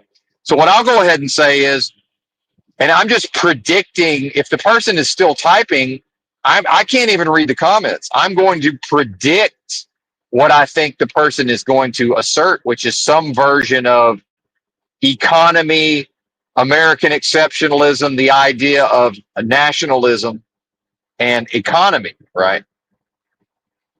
Meanwhile, all of that is dead. That's all dead, number one. I don't know. You're going to pass me, buddy, or are we still going to pretend like you're somehow going slower than me? I don't understand. Which is it? You can't do both. You can't go faster than me and simultaneously pretend like you're going slower than me. It's one or the other. What's it going to be? I wanted to go slow, but I had to speed up because you came on the interstate. And now we're having a slow driving contest. Why? Can I just go 65 like I wanted to, please? They're matching my speed. It's bizarre. So the assertion will be that I need to go out here and serve the system, right? So what I'll say is, okay, here's what I need you to defend. So here's what I will do is I will use logic and reason to judo you into oblivion, sir. So what I'm going to need the commenter to do, I'm going to need the commenter to defend the validity of the system that last year in fiscal year 2024 gave $1.15 trillion of taxpayer money to already rich bankers who are so rich that 10 generations from now, their offspring, their ancestors will never have to lift a finger and work a job. So what the commenter is suggesting is that I'm somehow obligated to go out here and engage in employment and pay into the income tax system in America so that between 60 and 70% of that tax money can go to people who are so wealthy and were born into such fabulous wealth that 10 generations from now, their descendants, not ancestors, their descendants will be so fabulously wealthy that they will be afforded the luxury of being the laziest people you could ever imagine. Now, some of the attacks against Benton, it will be implied that I'm lazy, right? And in fact, a morality will always be attached to a lack of money. Oh, he doesn't have money because he's lazy. Guess what? Nobody's lazier than actual rich people. The laziest people in society are, in fact, the richest. How about that? And rich defined as anybody who has to go to a job or has to work in their business or they can't maintain their present lifestyle. Rich people don't have to do anything and they can never fall out of their present lifestyle. So what the commenter doesn't realize is that they must now defend a system that is, no matter who the president is, right? Even if it's Donald Trump making America great again, Donald Trump in fiscal year 2025 is in the process of ensuring that the bankers who always pay themselves first, by the way, he's in the process of making sure that the bankers get their 1.15 trillion, except probably they're going to get closer to 1.33 trillion, or maybe even as much as 1.5 trillion. Because remember, and this is interest on the national debt. This is debt service, right? And this only ever increases year after year and year over year. In fact, as recently as about 5 or 6 years ago, this was only around 400 billion a year. Last year, 1.15 trillion in interest on the national debt, or close to 70% of income tax revenue, meaning the money that the taxpayer, the individual human taxpayers remitted, right? So I'm going to need the commenter to defend that system. So go ahead and tell me again why it's a moral outrage if I don't work a job and pay taxes. Tell me again how that's somehow a moral failing. Because meanwhile, there's nothing immoral about sleeping in the streets. And especially if the commenter is willing to claim some version of Christianity. Now we really start to hit the trifecta. If this is a Bible thumper on some level, birds, birds have nests, foxes have holes. The Son of Man hath not where to lay his head. Like I get to just say, well, what about that, sir? So do you see the defeat of all of your assertions in real time? And I understand that it's going to be a raising of all bets and a doubling down on delusion. And I understand that. Like I get that part of it, right? But I'm just curious, does the commenter have the intestinal fortitude to own their own assertions and words, or are they just going to say, "Oh, well, I never said that"? It's like, no, you never said it. Your assertions in a formalized debate, I will force you into all of those areas of having to defend all of those things. That's called the skill of the debater, right? In an actual formalized debate, he may go, "Well, it's not a debate." It's like, well, okay, that's fine, but what I'm asserting is that I will force you into those areas, whether you like it or not. So what I'm doing is just making those assertions ahead of time and saying, well, this is where, you will be made to go. Just like in the olden days of me being good at basketball, this would be a version of me turning my back to you while I dribble the basketball and backing you down near the basket so that I can make a layup, right? This is that. Now, you can deny it's happening all you want, but it's happening nonetheless.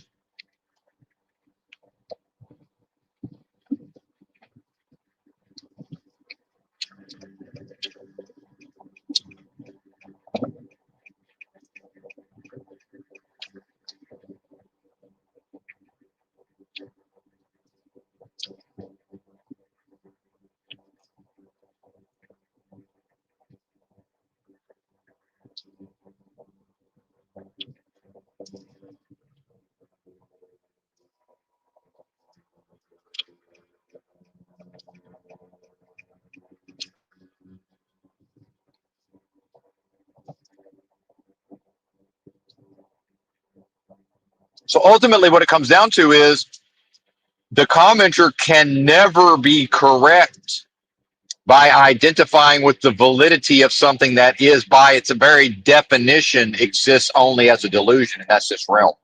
The governments of this realm, the financial systems of this realm, right? The corporate systems of this realm, the monetary system of this realm. The commenter can never be correct. Only by me rebelliously choosing to discontinue in each new moment, which only exists within delusion as a delusion, the delusion of time and space, right? Being real without accounting for unreality and surrealism, right? Only by my own falling away from proper identification can any of those attacks bear fruit or uh, prosper, right? Isn't that interesting?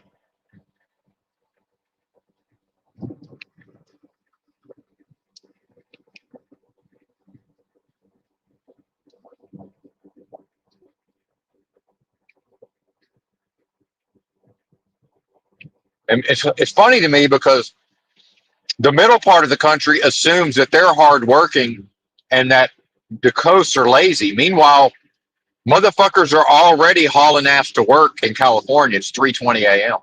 I mean, there's a lot of them. You know, whatever sleepy backwater you're from, that's not a thing now, is it? But you're hardworking and California's lazy. The fourth largest economy in this delusion is lazy. But you're hardworking. Do you see the belief? Do you see the belief system and how ridiculous it is? And again, is it possible for me to ever be obligated to a realm of delusion? I can't. It's simply impossible for me to ever owe a debt to this place. You know, that again, that's back to the spirit. That would be to curse my own blessing or blasphemy in the Holy Spirit, which is supposedly the only unforgivable sin. Right? I will not curse my blessing. I refuse.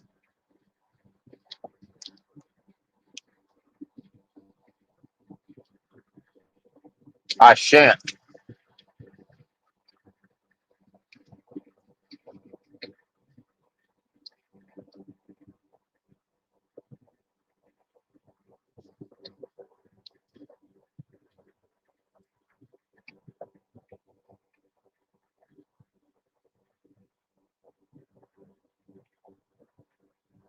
Hate to break it to you, but the hardest workers and the biggest hustlers are all in the big cities in this country.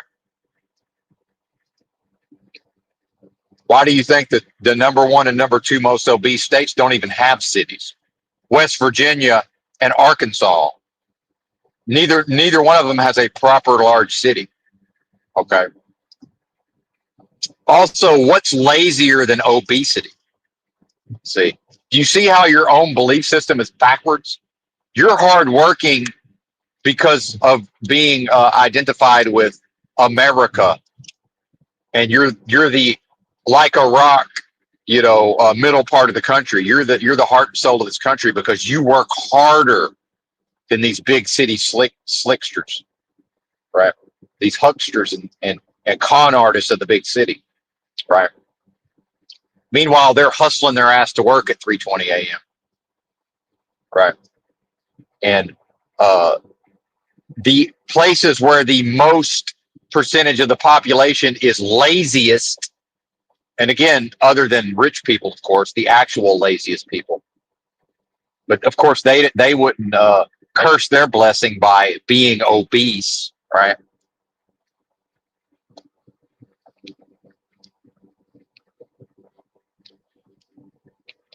What's your waist size, commenter? That'd be interesting to know. Would he even tell the truth? Probably not. But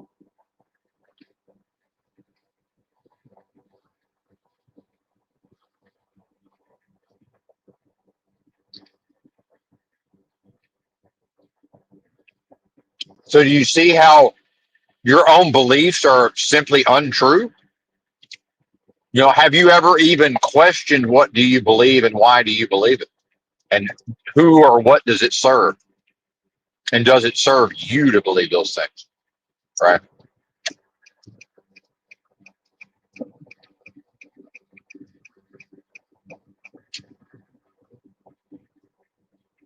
Certainly seems to serve the realm now, doesn't it? I just realized I needed to be charging my power bank this whole time and I forgot. Hang on, we got to plug that bad boy in. Give me a moment. Most important thing, right? Charge the fucking device. Motherfucker. Oh, fuck.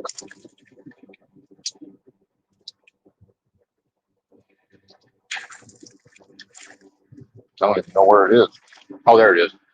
All right, deal. Charge the old power bank here. Good thing we got a 100-watt rapid charging. Good thing I was able to afford that with the wages I earned working a job doing what's supposedly one of the most productive jobs possible, long haul truck driving.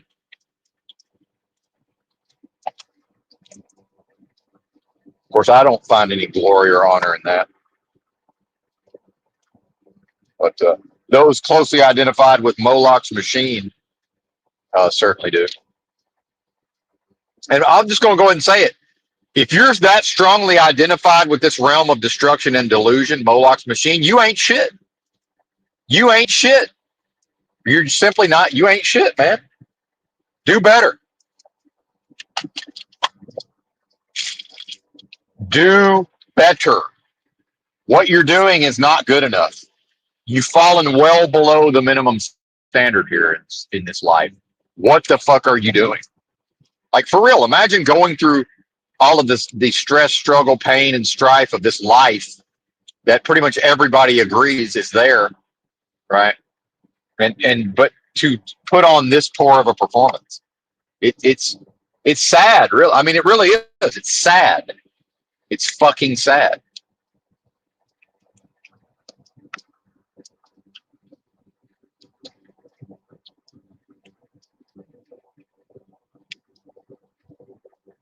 Truly sad.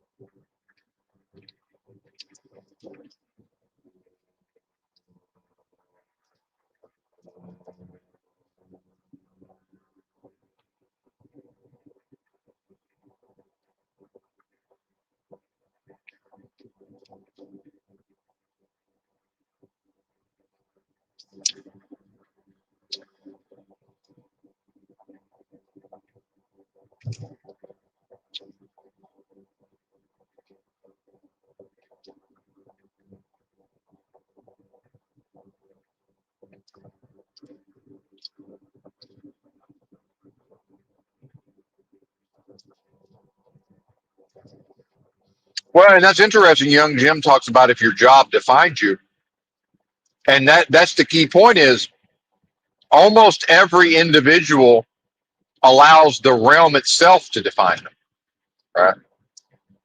And they define themselves in relation to this realm.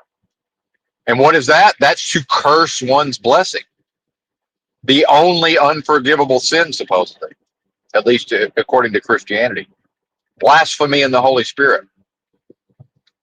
And you know what's funny is I've heard that, and Angel's Ashes talks about it, one of my favorite books. And it was never really made clear what does that even mean. And in fact, part of the book talks about like they don't even know what that means. It's to curse one's blessing. That's what blasphemy in the Holy Spirit is, meaning, you know, what I am, to treat that as if it's a lowly, wretched, sinful, something that must be redeemed by serving this realm of delusion, death, destruction, depravity, and decadence. That I only can ever have value, right, It's the idea that the individual can only ever have value by being defined in relation to Moloch's machine of death, destruction, depravity, delusion, and on and on and on. See, that's backwards. That's inverted. I am the value. What I am is so powerful, it created the delusion itself. The antithesis doesn't have the power of creation. The antithesis of the proposition of the most super intelligent force of love and creation possible at the highest levels of vibrational frequency, the antithesis of that, by definition, cannot have the power to create a delusion. It's seeking to have that creation and that force define itself based on in relation to antithesis. That's the game, see? So what it is people coming into my chat, attacking me, and they've had game run on them so thoroughly that they so thoroughly identify with the game itself. So much so that they need me to identify with the game. Not because that's better for me, it's worse for me. That's what they find most expedient, is that I would choose to identify with this realm of death, destruction, and delusion. However, being apprehending true knowledge of self in each now and properly identified, I'm not able to do that. That would be to curse my blessing, blasphemy in the Holy Spirit. I won't even call it a luxury. I'm not able to do that. See, you're relegated to that, commenter. The commenter is relegated to that, and I mean the definition of the word relegate. By their own improper identification with the validity of the realm itself, a delusion, they are relegating themselves to that. And that's a damn shame. It really is. Do better.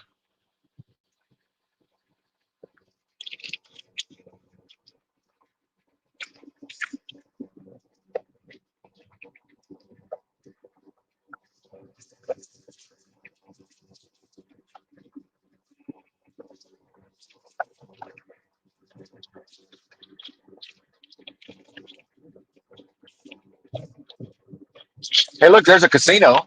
I bet they have a poker room.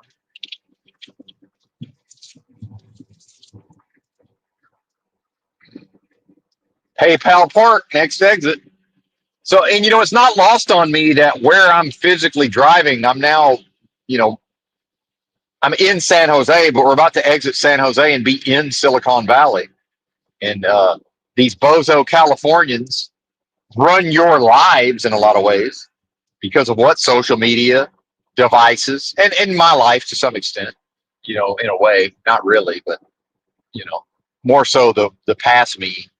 But even then, not fully. But every single bozo in the middle part of the country is mobbing about and moving around their obese flesh, and they are taking a device with them everywhere they go.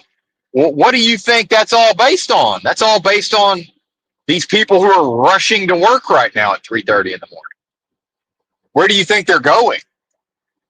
It's 3:26 a.m. in a major city.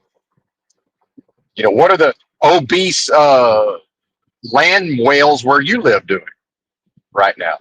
Some of them haven't even gone to sleep yet from last night. They're going to sleep until 10 a.m.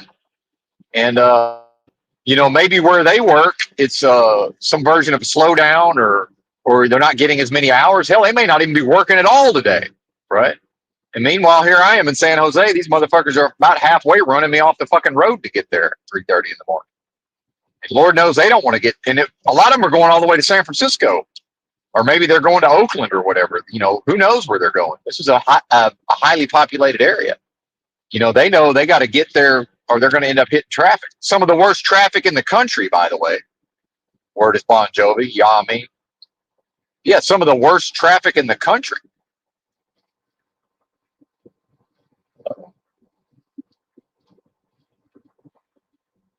There's a reason why there ain't really any traffic in your one horse town.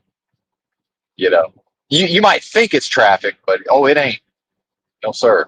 No, it is not. And this idea that cities are, oh, that's Democrat. Well, just say what you mean. It's un-American. Say what you mean, that when you identify with Republican and MAGA and all of this, that what you're saying is we uphold the lesser populated areas as valid and American, and we denigrate and shit talk and say that the cities are not American. Are you out of your mind? What's more American than San Fran motherfucking Cisco? Are you crazy? What's more American than California? What's more American than New York City? What's more American than Los Angeles? This is the level of delusion that the middle part of the country has bought hook, line, and sinker, right? What's more American than Dallas, Texas, Houston, Texas, Austin, Texas?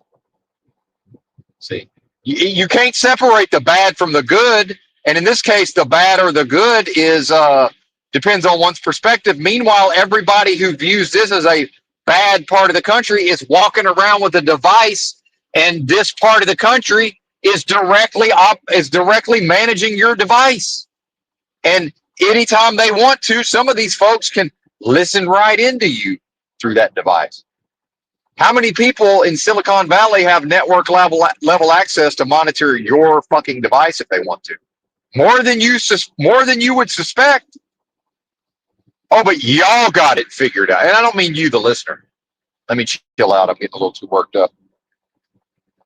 There's more repressed trauma seeking its exit. More stagnated energies getting about. So let me chill the fuck out.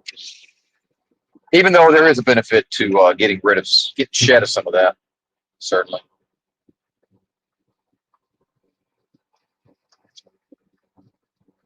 Oh shit! There's the cops. Got somebody pulled over up here. Better get back over. Pardon me. Excuse me. Pardon me. And until somebody like the commenter can honestly and truthfully examine his own beliefs, his own motivations, his own internal makeup, why does he do what he does? He's fucking lost. Lost. Where? Within himself. How? By improperly identifying externally with this realm. It's a damn shame. Because if you are what I am, and if you knew it, there's no fucking way you would be serving this delusion. Or even worse, suggesting that I serve a delusion. Because I have a moral obligation to go out here and serve a delusion. Are you crazy? I can never be morally obligated to a delusion, even one of my own creation. It's not possible. And what I am is incapable of moral error. Yeah, I said it. I am that one. When I'm properly identified moment to moment, I can't commit a sin. I'm not capable of a moral failing or doing harm. See, that's the Christian notion of, oh, we'll go out here and be as Christ-like as possible, but accept the gospel of Paul that says, no matter what my intention is, this is what Paul said, no matter what Paul's intention is, he saw that, well, no matter what, he ends up serving evil. Well, why is that, Paul? It's because Paul wasn't never bathed in the Holy Spirit of his own nature at a level of worship, the continuous overflowing of his own spirit, the continuous renewing of his own spirit. Yeah, and if he was even a real person, but whoever the person that wrote those ideas, whatever that representation was, yeah, they wrote about the continuous renewing of their spirit. Doesn't mean they lived it. I'm living it. What you gonna tell me? I'm living it. What you gonna tell me?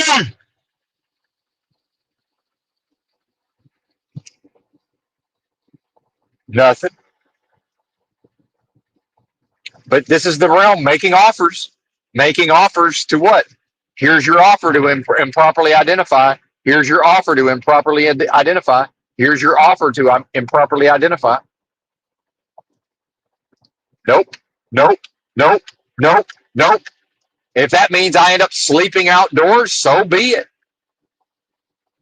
It'll be with a smile on my face. And all these attacks are doing is motivating me to just, hey, maybe I'm probably supposed to just go ahead and park this bitch and walk away from it. And I'm not saying that's what's going to happen, but hey, perhaps these attacks are going to have the opposite of their intended effect. It's certainly not going to crabs in a bucket me into status quo. That ain't going to happen. That ain't going to happen. Woo! Get some, get some.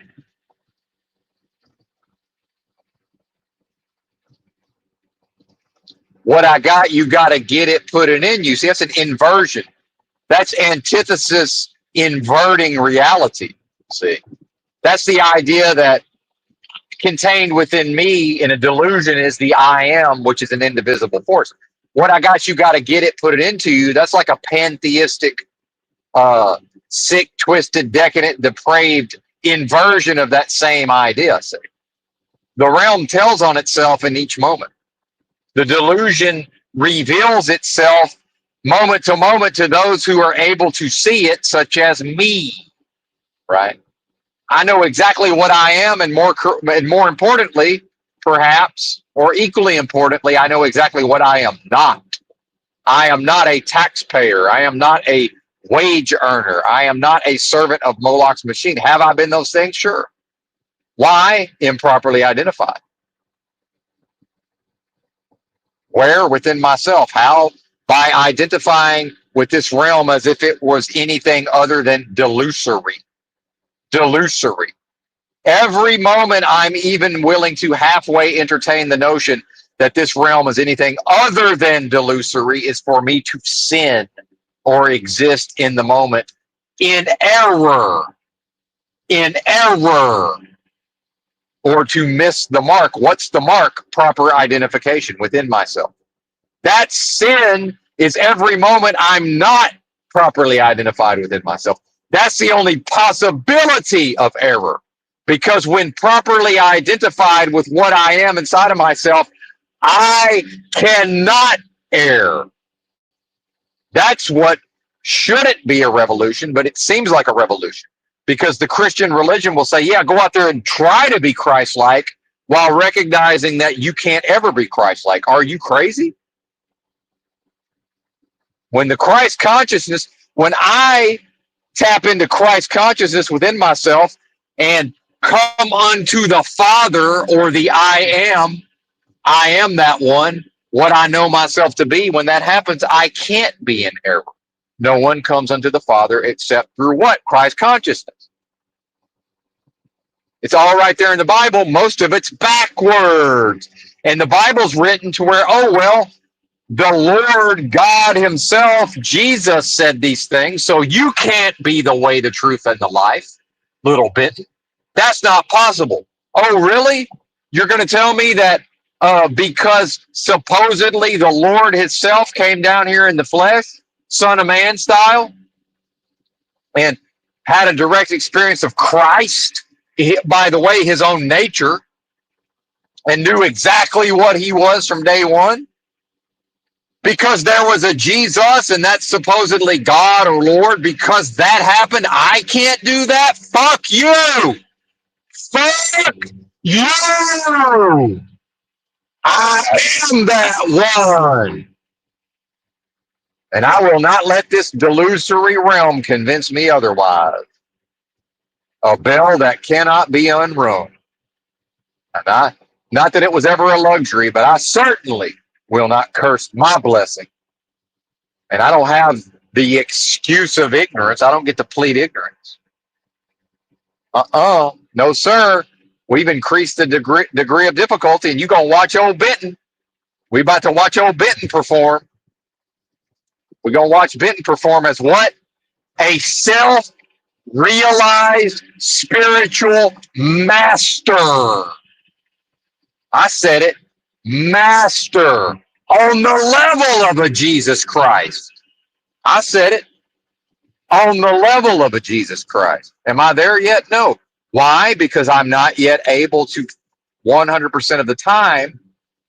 And I, strictly speaking, can't ever match Jesus, because Jesus purportedly every moment of his life correctly identified with his own nature. See, I've already established a track record where that ain't going to be possible.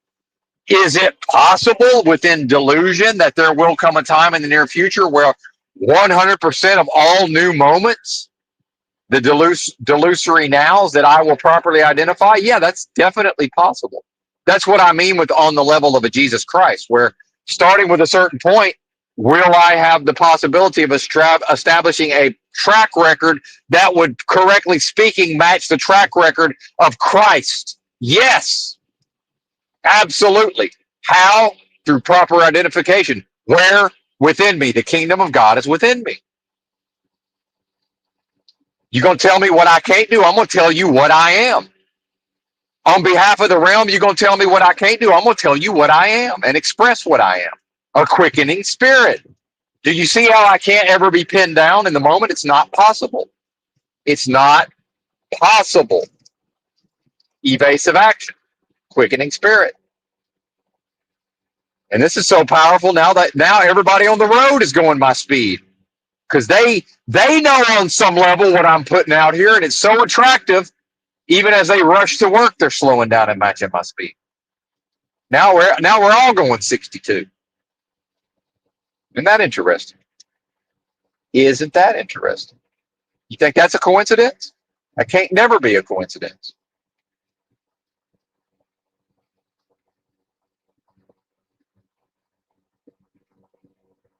First, the warrior places himself beyond the possibility of defeat.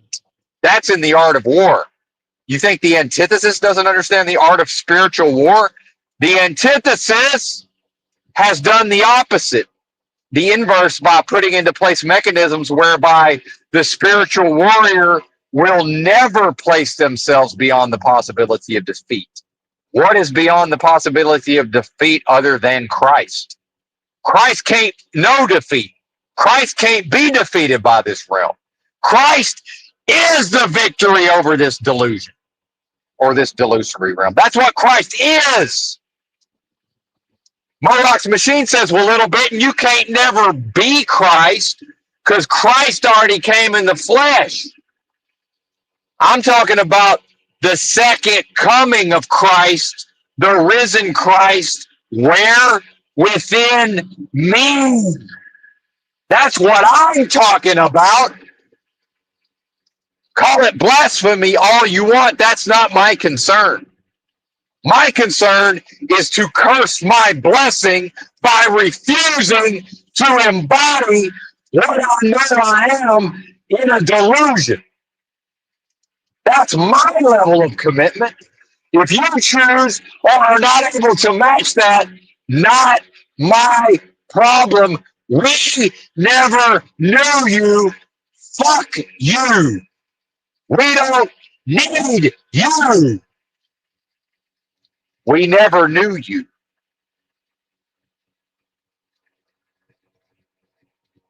That's what I am would say to you. Have you considered my servant Job? Well, they're not offering you up to the enemy now, are they? They're not booking Job in your ass. That's me. What's the meme that the so-called truth community fell in love with recently? That's you? Well, what's implied by that is the inverse. That's not me. See? That ain't me. What I am will only ever offer itself up to antithesis because it's Jack from Jack and the Beanstalk. It can't conceptualize misery and strife and struggle. All it knows is victory.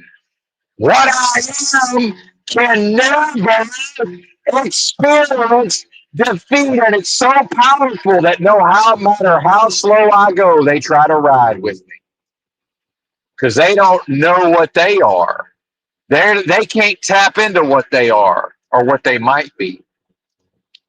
But what I'm expressing is so attractive that I am altering the speed of traffic on the 101 freeway in San Jose just by tapping into this and expressing it in each new moment.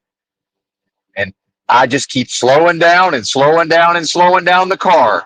And they keep sticking to me and sticking to me and sticking to me. Right. But y'all, the lukewarm, and I don't mean you, the listener, the ones who would attack me in my chat, y'all, the lukewarm spat out of the mouth, the gnashing of teeth. Hey, we did this in your name, Lord. And what's the Lord say? I never knew y'all. Meaning, y'all was never properly identified with what I am. So I don't know nothing about you, partner. Because what I am can't never know anything other than its own nature. Meaning, if y'all came to this delusion and you are what I am, but you never allowed that to fully express, then the I am will look at you and say, I never knew you, partner. I never knew you. And on some level, fuck you. That's the have you considered my servant Job? Meanwhile, most of you never even embraced your own blessings. In the book of Job, Job got offered up because he was what? Strongly identified in each new moment with his own essence or nature, aka blessing. This is the realm of duality, meaning blessing and curse. Meaning, I have the authority, I have the free will, I have the creative force that if I allow that to be subverted, if I allow my authority to be usurped, I'm able to blaspheme in the Holy Spirit by cursing my own blessing. And that's the spiritual war. That's the proposition between thesis and antithesis in the book of Job. Have you considered my servant Job? Because if he curses his own blessing, we don't need him anyway because we never knew him. He was never what we are. So fuck him. I am that one. Do your worst. You can't defeat, you can't touch, you can't harm what I am. So bring it, bitch. All you can do is make me more of what I already am. Thank you. All you can do is make me double down on more strongly identifying in the now with what I know myself to be. Thank you. That's what it means to love my enemy. It means, hey, man, I really hadn't been performing on the level I'm used to. Where's my enemy? Where's my enemy so I can get back to showing what a badass I am? That's to love my enemy. And I'll just interpret the Bible from memory for you folks. Why not? This idea that the I am wrote it, well, I'm pretty sure the I am can interpret it then. Anyway, we're close enough to the destination. Appreciate y'all being here. Thanks for watching. Bye.